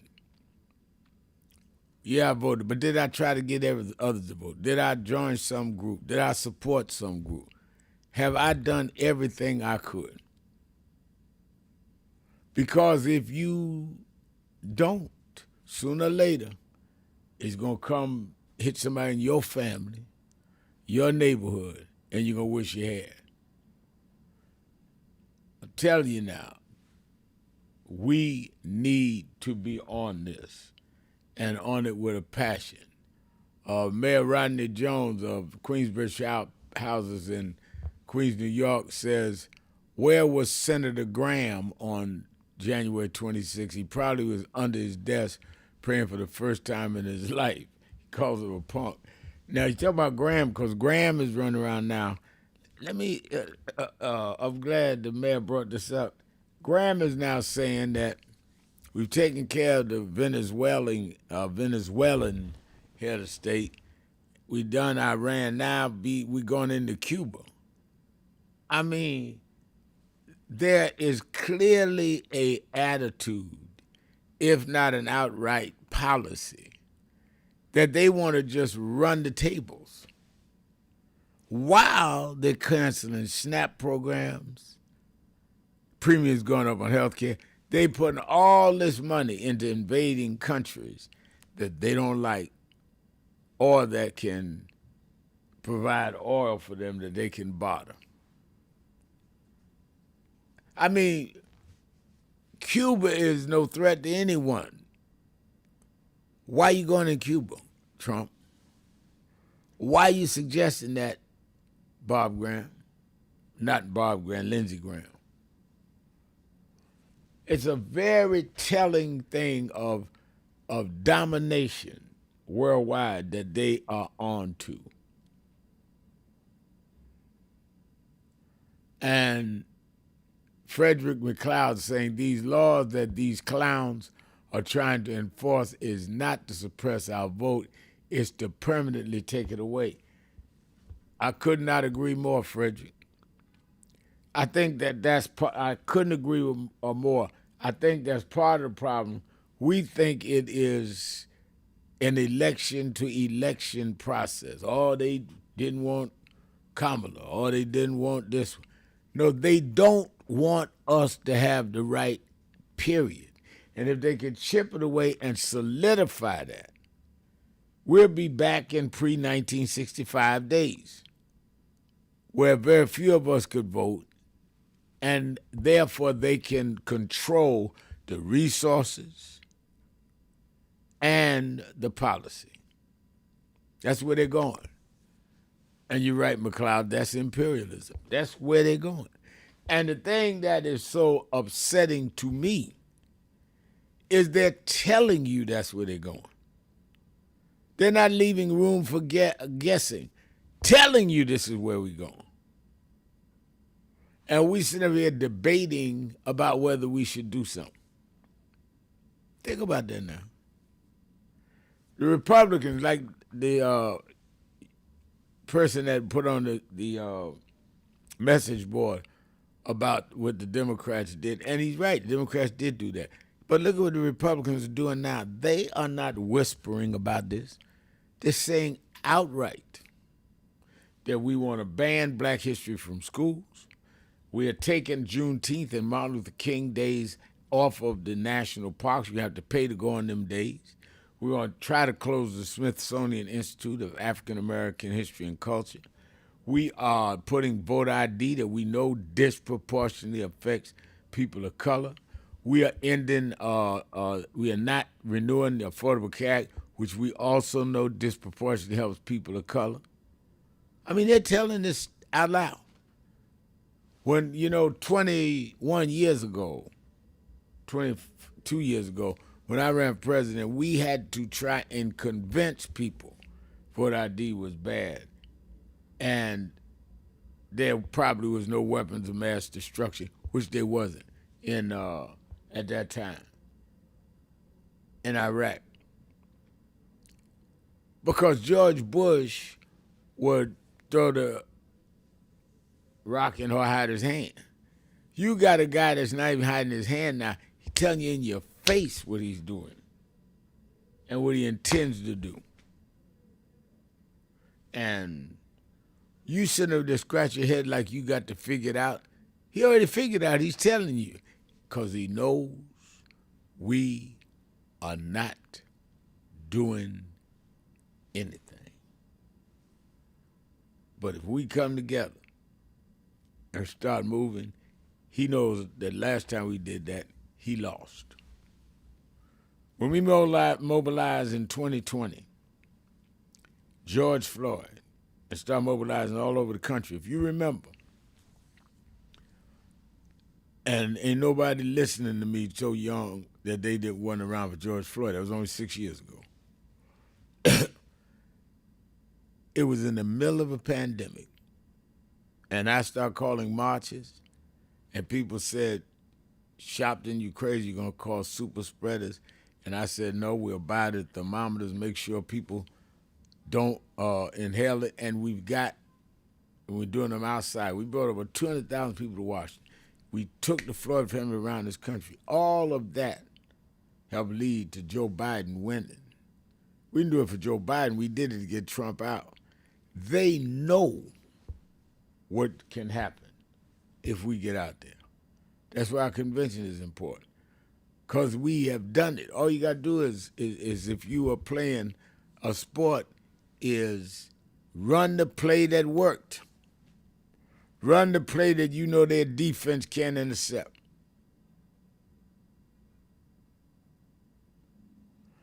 And you're not dealing with people that you got to guess about. They're telling you they're taking everything from you. Telling you. All right, did we get Bob from Buffalo? Is Bob there? I cannot hear him. Bob? Blessed love, can you hear me? Yes, I hear you now. Can you hear me, sir? Yes. Yes, sir. Blessed love to you. Blessed love, family. I think we're living through the effects of a stolen election. I think the last election was stolen. They disenfranchised millions of people, and they stole this last election, and we're living through it right now. We should have challenged it. But moving forward, I think what we should move for is a universal automatic voter registration. As soon as you turn 18, you should get a registration vote card so that you can go out and vote, so we can really truly have a participatory democracy and everyone being allowed to vote. Bob, the first time I heard someone say universal voting upon 18 years old was about 15 years ago, and the person that I said that was Reverend Jesse Jackson. You're absolutely right. Yes, sir. There's if they can give you at birth a birth certificate, why can't they give you a voting registration card at 18 years old? Everybody. Everybody. And when they had the draft, they could draft you at 18. They knew when you turned 18 for that. Right. You know. And so the reason why you're know, right to bring up the draft is people say, well, suppose if people get the card that are not citizens, they know who the citizens are. That's the ones they send the draft cards to. They know. Yes, sir. Yes, sir. And the other thing, in terms of the Iran thing, nobody seems to be mentioning the fact that they attacked Iran right in the middle of Ramadan, a holy month. Wow. And, you know, I think that should be called into question, too. And it's Israel's bidding. This is Israel's war. This ain't America's war. There's no reason for this country to be fighting in Iran except to assist Israel. This is Israel's war. And people need to remember what they did with Gaza. They bombed hospitals, they burned schools, they bombed any housing, any institution. That's their master plan for Iran too. You know, just everybody needs to stay awake. Thank you, brother. You hit it right. Thank you, Bob. A lot of wisdom there. And he's absolutely right about automatic voter registration. And drawing the parallel analysis of they give you a draft card at 18, and they do. And he is also right about the insult of attacking a Muslim country during Ramadan. That's like attacking a Christian nation during Easter, or choose Good Friday, you're going to do it. Or during the Jewish holidays, Passover, attack Israel. I mean, no regard for people's beliefs, people's humanity, none. In fact, I would not be surprised if they didn't intentionally do that to show the contempt they have for people. I just, it's unbelievable to me. But it is believable because they do it. What is unbelievable is that we let them do it. That's what I said at Reverend Jackson's funeral. Something is wrong with us, particularly those of us that know better. Something needs to be done to wake us up. And if Donald Trump and all of his contempt and animus toward us doesn't wake you up, then we deserve whatever we end up getting. It's just that simple. Because you couldn't have no one more blatant and more obvious and more in your face than this. And more sick. I mean, you know, we haven't talked about it in a while. But when you see the powerful men that are involved in this Epstein stuff, and they won't even put out all the stuff on that Trump has named them, these are sick people. You're going to violate physically, sexually, children, and you're running the economy, you're running big businesses, you're running government, and don't want us to make sure that everybody that was involved is exposed. That's madness. I mean, this is debauchery at its highest level. Children. Think about that. Let's take a break. We'll be right back. More of you on Witness Wednesday, Warrior Wednesday. Keeping it real. Sharpton. Be right back.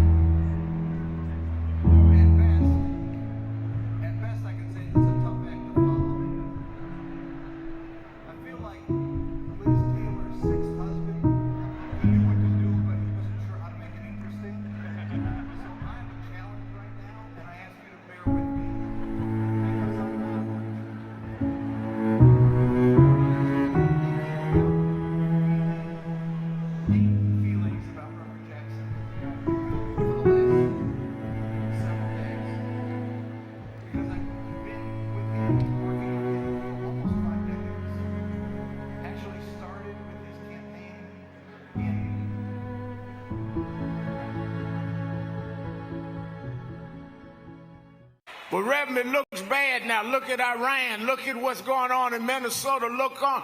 Yeah, but I was raised by them to realize that after storms, if we do the right thing in the storm, if we organize, if we register, if we do what we're supposed to do, there's always a rainbow coming out. The rainbow don't show until the storm is over. The rainbow gonna come out in November. The rainbow gonna come out in 28. We're gonna fix these tricks in 26 and march through the gates in 28. We didn't come this far to turn around now. We won't go back. We won't go back. We won't go back. Thing past hope. Because, you know, I grew up, like I said, single mama on welfare. And my mother told me there's a part in life that hope's gonna run out. But she told me you got a double barrel in your engine. I said, what is that? She said, you can switch from hope to faith. Faith is a little deeper than hope. Bishop Hilliard is here. Faith is when hope runs out. Faith is the substance of things. Hope for the evidence of things not seen. Faith is when we were emancipated after 246 years of slavery and walked off the plantations with no education, no money, no future. And we built black churches and black colleges and black fraternities. We had faith. Faith made us stand up to the most powerful nation in the world and turn it around. Faith means we went from the back of the bus to the front of the White House. We come this far by faith, leaning on the Lord, trusting in His holy word. He never failed us yet. Reverend Sharpton, how do we begin to make peace with our past? I don't think it's our obligation to make peace with our past. I think it's our obligation to learn from our past and to understand that soon we gonna be the past. I mean, a lot of us act like we gonna be permanent and that the past is the past. If we draw on the strengths of the past and uphold the dignity and the integrity of our people, and then perform it at our highest level in our generation, as Dr. Moss said, that's our obligation. You know, one of the reasons that I've been so concerned about this cultural tone that we're in now is a lot of us have lost the dignity that our community has shown from Jamestown to now. I've questioned some of the artists that no longer sing to uplift us. And there's never been a generation that didn't use our music and our culture to lift us up. And the excuse is where they say, well, we just want to show what's there. But we never just accepted what was there. We always looked at what was there and looked through it and brought our people the way it needed to be. So in slavery time, we were singing Go Down Moses and Swing Low Sweet Chariot. We wasn't singing about the cotton picking nigga in the field. That's what we saw, but that's not what we sang. In slavery,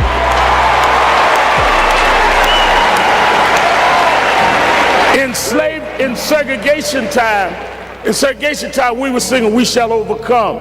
Ain't gonna let nobody turn me around. We wasn't singing the hoe in the back of the bus. So where is this coming from? And that's what we need to challenge.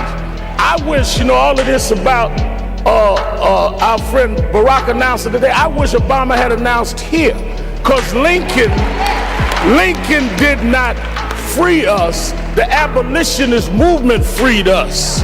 Lincoln accommodated to freedom fighters. He was not a freedom fighter.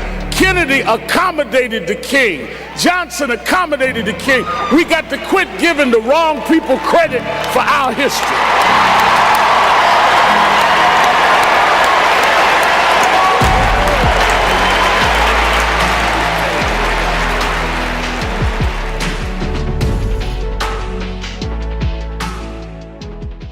Where one step forward and two backward. Well, here we are now. The problem is not Trump. The problem is us. We are allowing ourselves to be lowered and our children to feel inferior because you don't have an I am somebody person. You got our artists calling our women bees. Our others calling us niggas. What happened to us? What happened to black and proud? What happened? I'm gonna vote. What happened? Ain't gonna let nobody turn me around. What happened to us?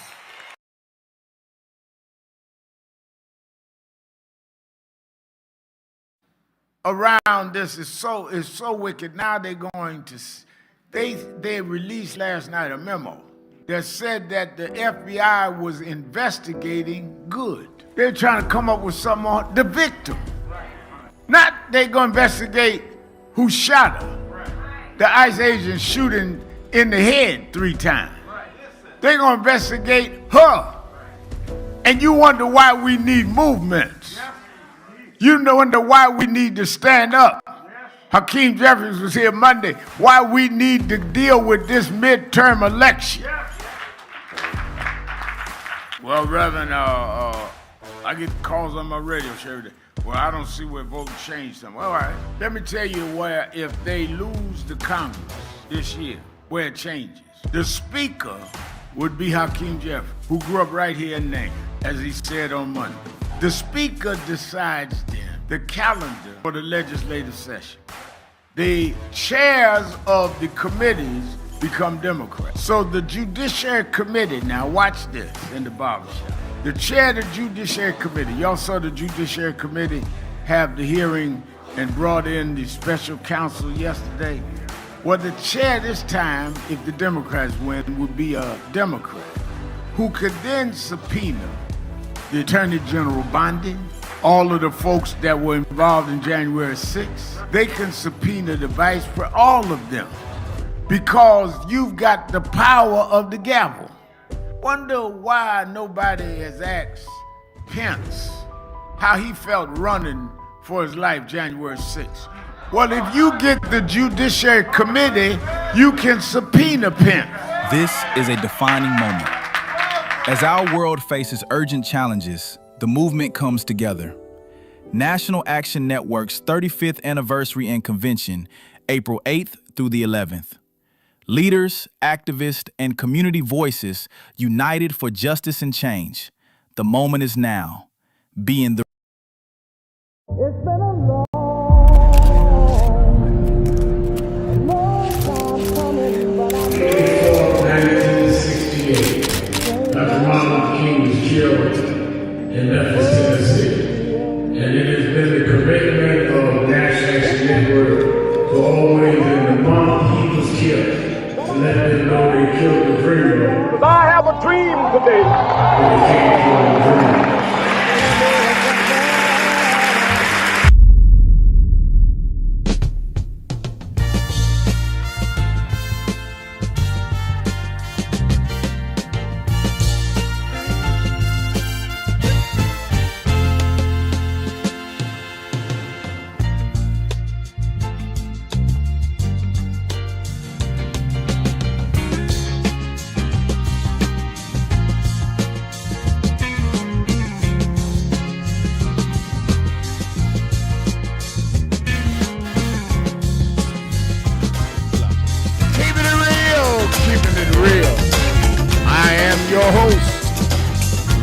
Sharpton, 1-877-532-5797, 1-877-532-5797, and it is Warrior Wednesday, Wednesday Witnesses, and I expect you to call in or go to the message board at www.nationalactionnetwork.net, and Juanita Jones, 25, says Grant cited for his involvement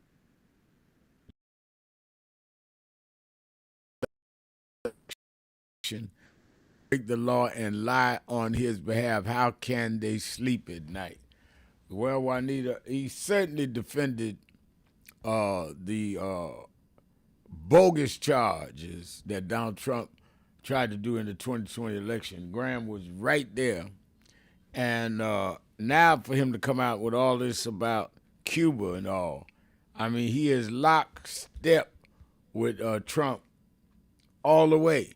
And what is sick about that to me, and I really do mean sick, is that Graham was one of the ones that said when they had the insurrection January 6th, he was through with Trump. His life had been threatened. They ran for their life. They had to get Pence out the building. And then he, a month later, right back under Trump. Something wrong with these people's self-respect. Somebody allowed a mob to come after me to kill me. I certainly am not going to turn around and extol them and carry their baggage. Let's not forget the announcements. Politics Nation with Al Sharpton. I've been on the phone. You know it's Wednesday. So I'm locking down these senators and governors and all. Why are we not stopping the attempt to ignore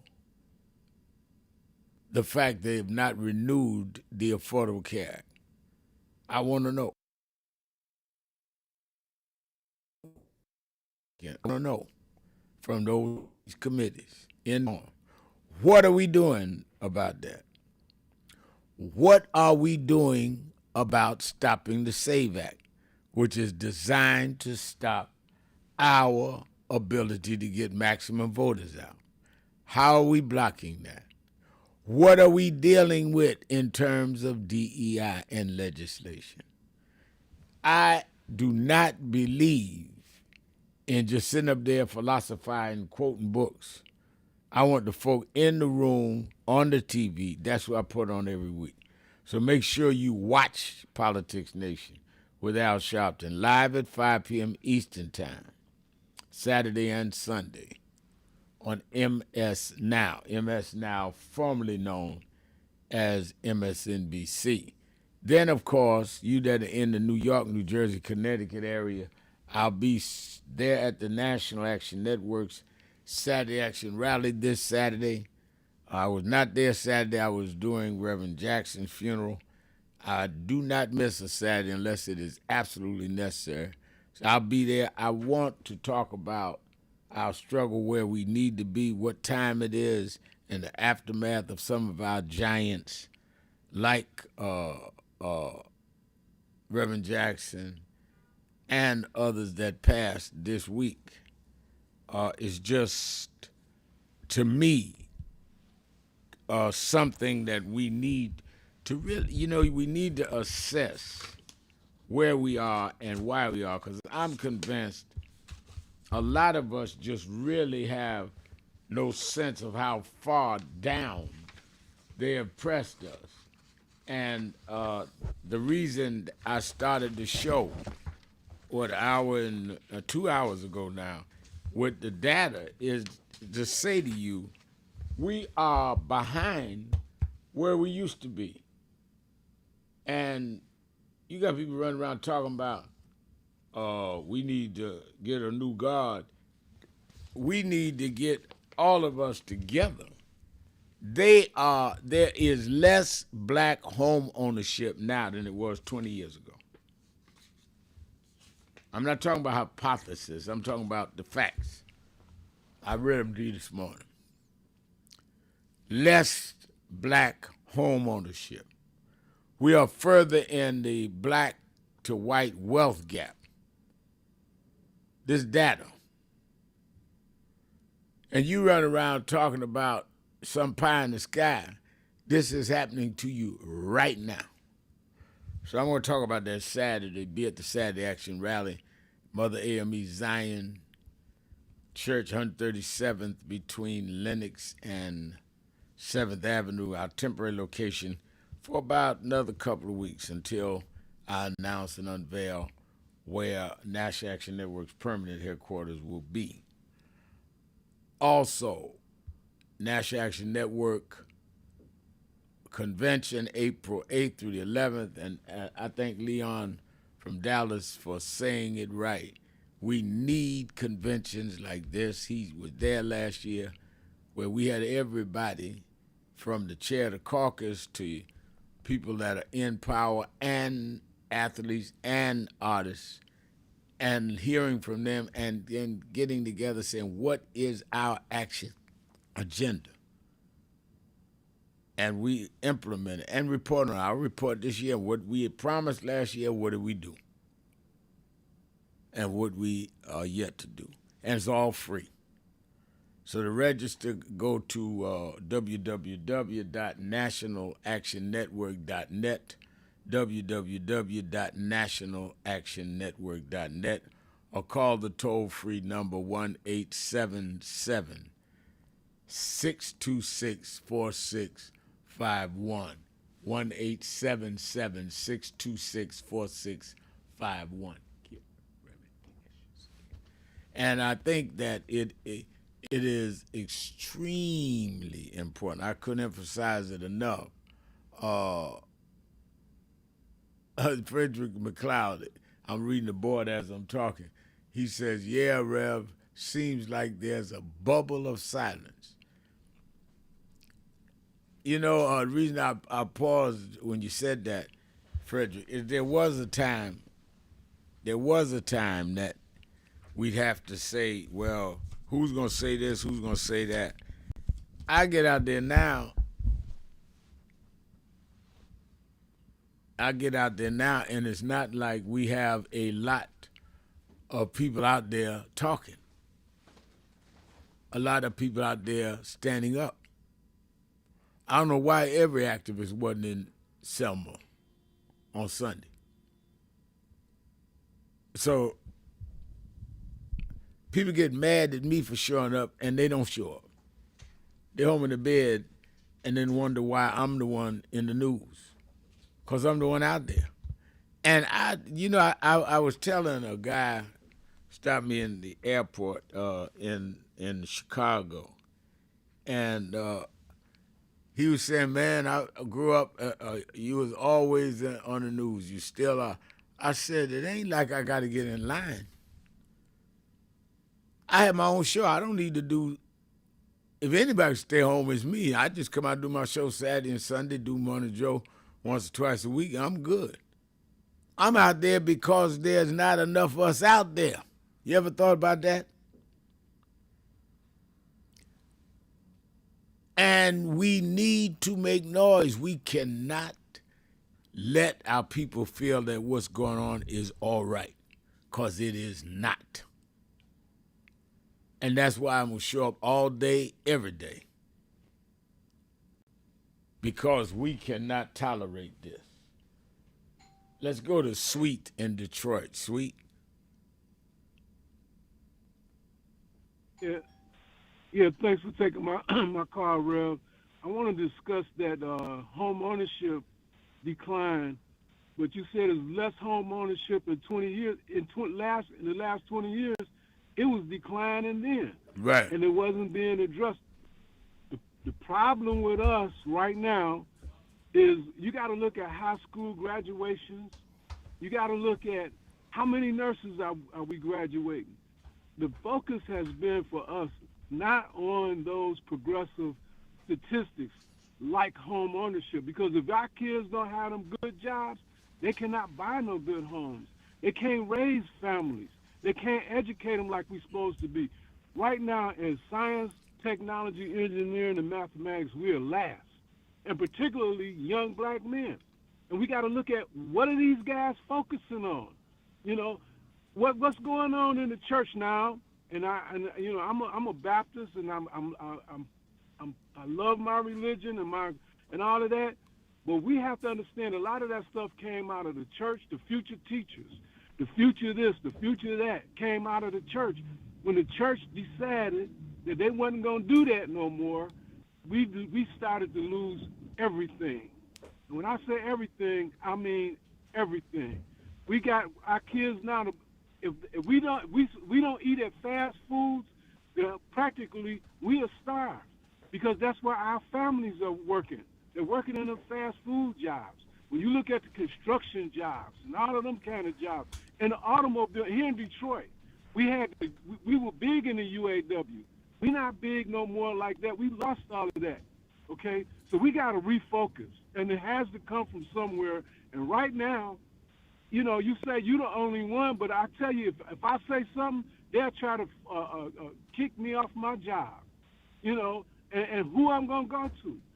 The NAACP, the Urban League, who I'm gonna go to? Yeah. You know, because we just got to stop be. focusing with No, that. I feel you. You're right. When I run down the data, you're right that because we're not, and it's gonna get worse if we don't do something about this DEI. Because we're not dealing with these proficient jobs, you can't get the mortgages, you can't get the house, you can't maintain it. It's like a reoccurring kind of situation that we're not even addressing. And thank you for your call. And those of us that do have enough courage to address it, we're the troublemakers. Trump be writing on Truth Social about us. And then some people jump up and get us all excited. We're going to do this, we do that. Then at the end of it all, well, we're going to keep trying. What does that mean? It's not about trying. Either we won something or we didn't. Let's take a break. Be right back. Keeping it real. Sharpton. Be right back.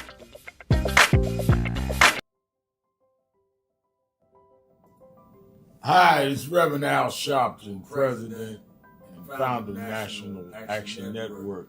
We are at the very end of 2025, and I want to first say that I want to thank all of the officers, chapter leaders, regional directors, national staff, and certainly National Board of National Action Network for a solid and absolutely incredible year in 2025. Despite the fact that we are under assault, voting rights, diversity, equity, and inclusion, the battles globally where we're seeing Nigeria and Venezuela attacked, and on and on and on.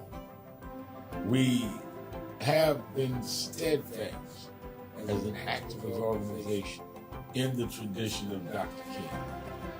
We started the year with a national call that thousands responded to, and we were in Washington on our side of town while Trump was being inaugurated on the other side of town. And we made a pledge. We told people to lift their hand and make the pledge. And we kept that pledge to work all year to keep the dream alive. And that led into when Trump went after DEI, we supported some that were boycotting, and we started boycotting, something that had never happened. We said we're going to go buy from those that have committed to keep DEI, and went in several cities around Costco's and Sharpton. We've now bought stock in other companies. We're going to shareholder meeting and demand they continue DEI. We've had a sensational National Action Network convention covering the span of activity, from political empowerment to education, to how we deal with the black church, how we deal with black women development that has to deal with both discrimination based on gender and race. And of course, we came to Wall Street by the thousands and marched in late summer on the anniversary of the March on Washington. And people thought you could not get people out, and they came from all over the country. And we marched on Wall Street and had an enormous turnout. The only mass black march, black-led march this year. We had a lot of protests, a lot of marches. I salute all No Kings marches and all. But the black organization march, it welcomed everybody. We had white, black, everybody there. Was our march on Wall Street in August. And then our Triumph Award and on into our fall agenda of organizing, mobilizing. We've expanded. We've started chapters in about 12 new cities. So I am proud of what we've done this year, but it's only the beginning because our very rights are under attack, and they're not even being quiet about it. They want to revoke the Voting Rights Act. Section 2 may fall with this bill. They want to end the Civil Rights Act of 64. That's what the end of DEI is about. So let us be more alert and active than ever. History will decide whether the civil rights gains of the 50s and 60s died in the 2020s. That's on your watch and mine. So if we've got to march, we have to protest, we have to lobby, and we have to rally, whatever we need to do, we need to put our shoulder to the wheel more than ever. I'm going to lay out a plan on King Day, both in Harlem at our annual event and in Washington at our annual Martin Luther King Day breakfast that we do in D.C., two cities that day. And then, of course, all roads lead to New York to pay for our convention. We had, as I said, the largest attendance convention last year. In 2025, it needs to be more this year because our very existence is at stake. We also are closing our negotiations on a new headquarters, our national headquarters that befit our mission. I'm so excited about it, but I can't give you details. We're just about ready to sign the contract, but it will be something that will last longer than many of our lifetimes. So we came alive in 25, despite a hostile administration, despite the fact that a lot of people were intimidated and spooked into silence. We came alive in 25. Now we have to straighten out tricks in 26. I need you, we need each other. Let's do this. All these tricks, don't forget, Trump only won by 1.5%. He is trying to act like he has a mandate. No, he has a mission, Project 2025. We have the mandate that we can't let them undo what has been done. And we must even go further for the empowerment of all people. Happy New Year. And be focused. So who is Al Sharpton anyway? Who is this 33-year-old preacher without a church? A number of black New Yorkers as well. He is little more than a pudgy exhibitionist who can be counted on to show up, bullhorn in hand, at every racial incident.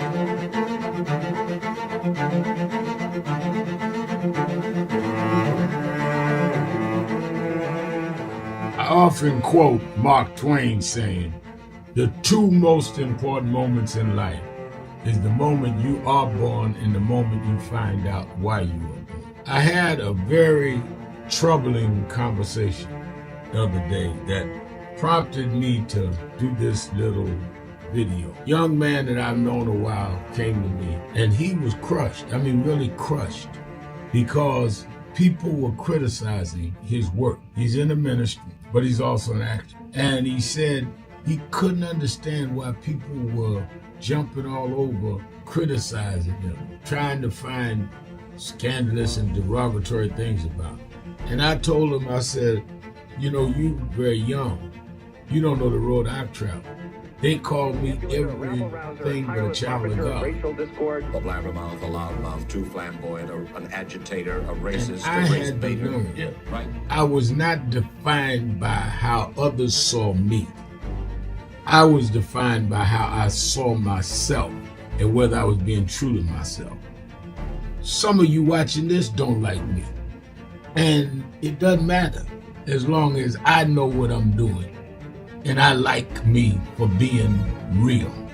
So I'm doing this video to say to you, whoever you are and whatever you do, you may not be in ministry or social justice, none of this stuff, but don't live your life worried about opposition or people that don't like you. You can turn that around. Use me as an example. The same people that call me a scam artist, a con artist, a sellout, or racial hustle and all, I kept going. And the people I respected started respecting and publicly embracing my work. When Coretta Scott King, the widow of Dr. Martin Luther King Jr., had this to say about Al Sharpton. A leader who has protested injustice with a passionate, unrelenting commitment to nonviolent action in the spirit and tradition of Martin Luther King Jr. And I am talking about your leader, our leader, the Reverend Al Sharpton.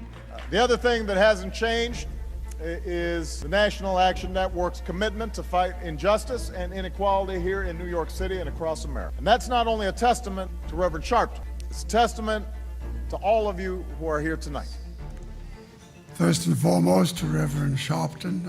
I saw him when he first came on the scene, and I have marveled at his tenacity, at the development of his intellect, and his devotion to our movement, and much he has contributed to the world we are experiencing. I am honored, and I must say that when I had my debate with Dr. King on the issue of the church and religion, he didn't warn me that after his departure, his space would be filled by another preacher, and that preacher would be Al Sharpton.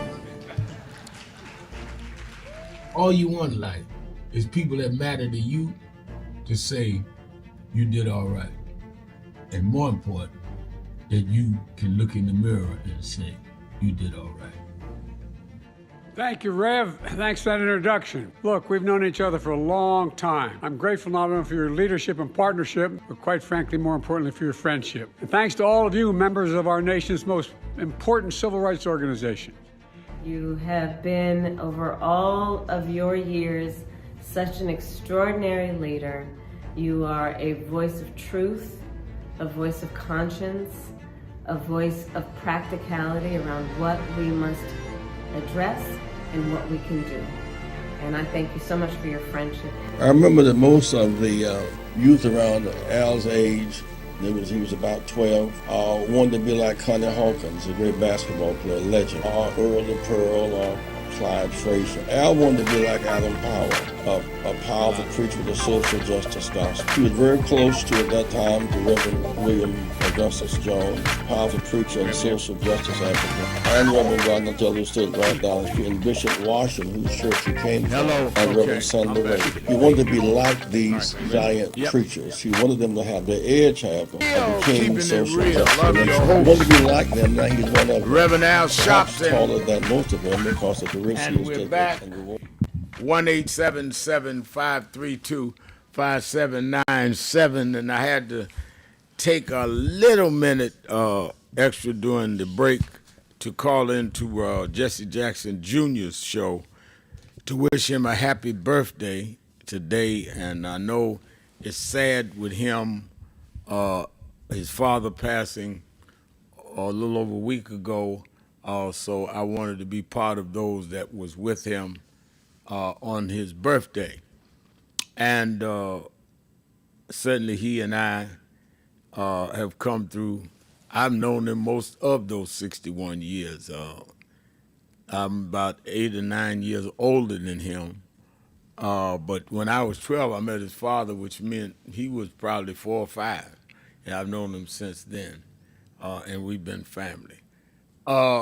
Someone called earlier about the HBCU tour, and it was effective, and how we are going to intertwine that into the convention. And the coordinator of that tour, who did an effective job, and every one of the cities is going to, and we're not finished. We're still going to do Atlanta and Tougaloo in Mississippi. I'm going to those two. I did 2 or 3 of the cities, but he's done every one. Our coordinator is the Reverend Cassius Rudolph, and he's a special assistant to me, so I dragged him in from the other room to make sure he could report on the air, and he'll be certainly reporting as well as bringing students from around the HBCU campuses that he did and that I joined them on, that have signed up to come to the convention. Reverend, Tell us about the tour. Did you learn anything about these young people, and how were their levels of excitement in terms of coming to the convention, or even being approached by you and me and others coming on campus? Yes, sir. Thanks again for inviting me on, Rev, and thanks for the opportunity to lead this tour. We've had a great tour so far. Our Ascend HBCU tour, we traveled across the country, visiting over 10 to 15 schools. We still in the midst of it on our last leg. We'll be in Texas, with Prairie View, A&M, and Texas Southern, and then we'll close out this tour in the great state of Mississippi at Tougaloo College in Alcorn State. But it has been an awesome opportunity to be on campus, to engage in these students. I don't care what they say about Gen Zs. They are awake, rather. They are in tune. They know about the movement. Some places we had to, explain continuity and how movements work from the 60s up until now. They was very engaged, and they know the importance of voting. That was our key thing. We want to teach them civic engagement. We had 3 sessions within that where we talked about voter education, voter engagement, voter mobilization, and teaching them the history of the civil rights movement.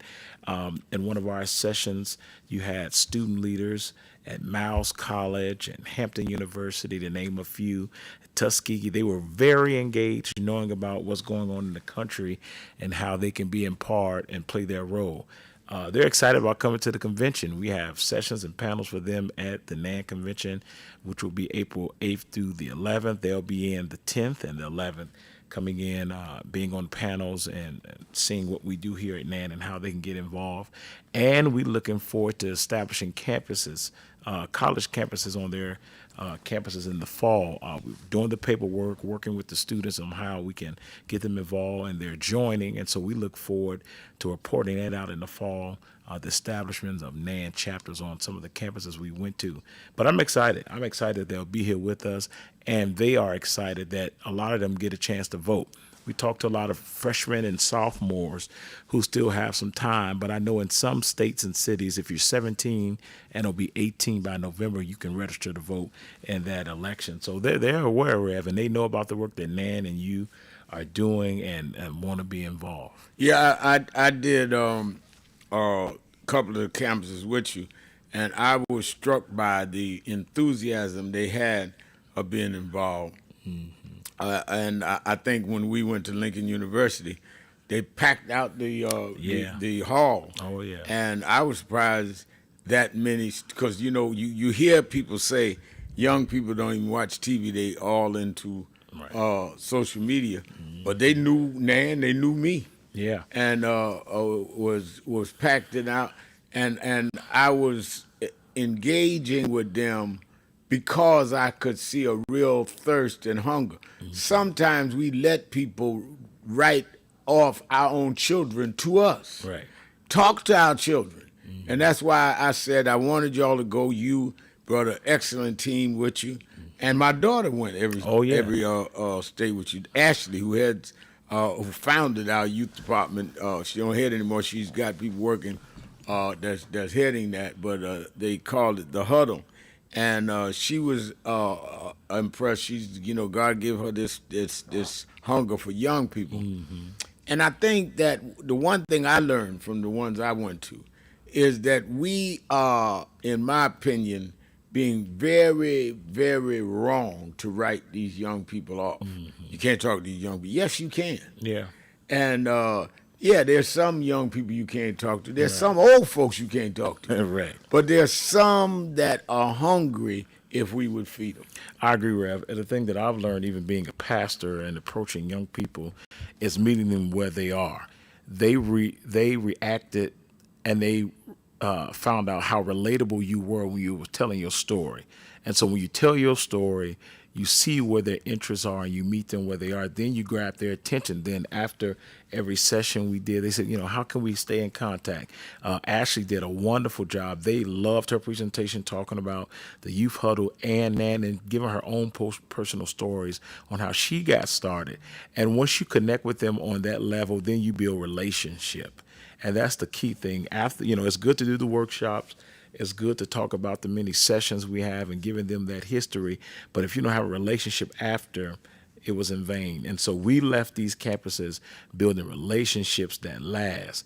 And we want to stick with them and keep them connected because we want to see what they're going to do when they leave. But we want to make sure we give them the tools to build on the foundation that was already laid while they're in school. No doubt about it. Let's take a break. We'll be right back. I'll open up the phones. 1-877-532-5797, 1-877-532-5797. Sharpton, keeping it real. Be right back. I thank God I was blessed to have both in my life. Both historic, strong figures. But if I misuse them and listen to not only figures that are not as historic as them, but figures that had nothing to do with the calling and purpose of my life, I would live confused. I'd be double-minded. I'm clear. And what I want you to do is be clear. Clear on who you are and why you are. And a lot of that will be exposed to you and others by who you are around and who you allow to enter your head. Keep people at a distance that only have a distant and unclear vision of who you are and who you are supposed to be. They could be your blood relatives, but they could not be the ones that accompany you toward what you ought to be about tonight. Everybody good to you ain't good for you. Everybody that makes you laugh sometimes end up making you a joke.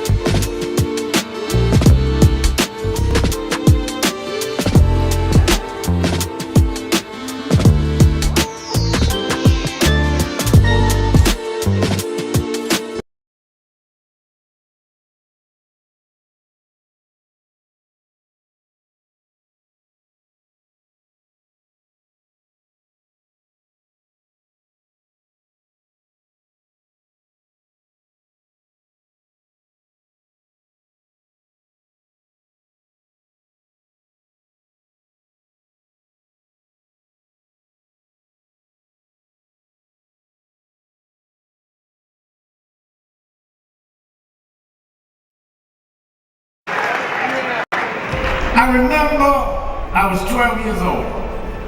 I was a boy preacher in the Church of God in Christ. Bishop Shear knew my bishop, Bishop Washington. Bishop Washington, my mother was concerned I was getting into politics. They brought us to Reverend William Jones. His daughter's traveling with us. And Reverend Jones introduced me to Jesse Jackson. I became his youth director in New York at 13. I liked Reverend Jackson because he was a little hipper than the older preachers. He was 27, I was 13 by the time I became youth director. So he was like a father figure to me. When I got about 40, he said, quit calling me father, call me big brother. We went to the car center, and James Meeks and Jesse Jr. and I had dinner with him that night. And that's when he said to us, Al, Meeks, Jesse Jr., y'all are my disciples. And we said, disciples? And for years we joked each other. I'd come in the room and Junior say, here's disciple number one. But discipleship meant you carried forth the vision. The next day, he took me on the ferry to Goree Island, Mrs. Jackson. On Goree Island, he showed me where the slave camps were. And I will never forget, he said, Al, you see what that artifact is? I said, what's that? He said, they call it the door of no return. When you go through that door, you either made it to America to slavery, or you died in the Atlantic. The door of no return. But I talked to him about 3 years ago, and I reminded him, I said, remember when you brought me to the door of no return? He said, yeah. I said, well, we did return. We returned the President of the United States, Barack Obama. We returned the Vice President, Kamala Harris. We returned with businessmen. They thought they sent us as slaves. We came back as global liberators. The problem is that too many of us did not join the movements that sponsored. Internet connection problem, but we're here. And Reverend Cassius Rudolph is with me. Let me also say by way of announcements, don't forget, you that are in the New York, Connecticut, and New Jersey area, I will be with you at the Saturday Action Rally at the Mother AME Zion Church this Saturday, 9 a.m. to 11 a.m., 137th Street and Lenox Avenue, between Lenox and 7th Avenue. And I really want to deal with Women's History Month, and I really want to deal with our assignment when we see people like Reverend Jackson and others go. It should charge us to say we got to step up. So meet me at the Saturday Action Rally. You that are not in the New York area, you can join us by watching it on Impact Television or at www.National Action Network livestream or youtube.net. And I think that you will absolutely benefit from being a part of it. Now, the other thing I want to say is that, and I want to stress this, you must really, really, really watch Politics Nation this weekend, because as we see this continued attempt to invade sovereign nations, I'm going to have the people in Congress and the Senate on that's in that committee. Why can't they stop Trump? And what does the elections that happened yesterday mean in Georgia? And how does this lead to some benefit directly for our communities when you have the Affordable Care Act that has been not renewed? How do we deal with the SAVE Act, which takes away a lot of our people's right to vote because of voter ID? So watch Politics Nation with Al Sharpton live at 5 p.m. Eastern Time. I'm already setting up people that are in the thick of it that you want to know and you want to see address our issues.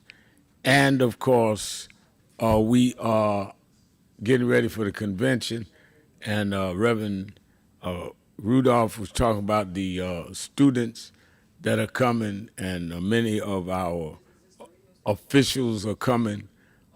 So I think that it is imperative that we really, if there ever was a time we need to convene and do it right, it is, in my opinion, now is the time. And I think they're still having some technical stuff. Can we hear Reverend Rudolph? Can you hear me, Rev? Yeah, I hear you. You're good on the stream, but on the radio station, they can hear him on the stream. All right.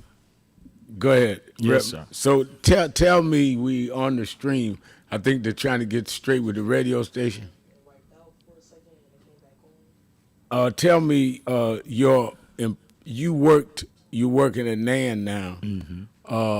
Tell me, because a lot of people may not know, you worked for a while with Reverend Jackson. Yes, sir. Explain to me what Jesse Jackson meant to you and your growth and maturing the movement. Yeah, thanks again for that. Yeah, I had the opportunity to work for Reverend Jackson, south side of Chicago, born and raised. And I can remember growing up going to Operation Push on Saturdays for Saturday morning forum, hearing from the politicians and the influence of Reverend Jackson when it came to civil rights and social justice. He meant a lot to me, poured into me as a young preacher, and gave me a lot of, history and foundational work that he did in the movement, and showed me as a young preacher how to get involved and how we should play our role and be a part of the movement and to pave it forward for people that come behind us, like he and so many others did. His influence in Chicago and across the country is a lot, especially when it comes to civil rights, social justice, and DEI, and just being overall inclusive when it comes to involving black people in corporate America, making sure that we have a seat at the table. And so now that torch is in our hands to continue this work, and seeing the parallels of work at Push and NAN, building off that foundation. Now we must do the work more than ever. No, and I think, when Dr. King was killed, Andrew Young and Ralph Abernathy and the list goes on. Hosea Williams, James Bevel, others picked up the baton and kept it going. They said the main thing to memorialize Dr. King was to keep the work going. Right. And I feel Reverend Jackson, thank God, lived a longer life, was not martyred, but we still, those of us that had come into our own even while he was yet alive and was able to see, I thank God he was able to see us build National Action Network, able to see me host a TV show like he had on CNN in the 90s, and see his work wasn't in vain, but now I've got to continue, you've got to continue, and others that came from under him. Otherwise, it makes the work all for nothing that we're doing or that he was doing. And as I was saying, and you're a much younger man, young folk don't have to ask somebody to pass the baton. It's going to fall to the baton. The baton will fall to those that's on the road. Yeah. And, you can't sit in the stands at a race and say, pass the baton. You got to be on the track running. Yeah, and like you said, if you're running the race and if you're part of the race, then the baton will get passed. That's what, when you see those relay races, when one person falls, the other person picks it up. That's but right. You got to be running. You got to be running. You can't pick it up if you're not on the track. Yeah. All right, let me thank Reverend Rudolph giving us that briefing the last 40 minutes. Let me thank all of you that called in, listened in, you that called in and couldn't get through, but hung in there anyhow. Remember, whatever you do, wherever you go, however you feel, tell somebody, tell anybody, tell everybody. Reverend Al told you personally, keep it real, keep it real, keep it real. Talk to you tomorrow. Were we on the last few minutes? Keep it real.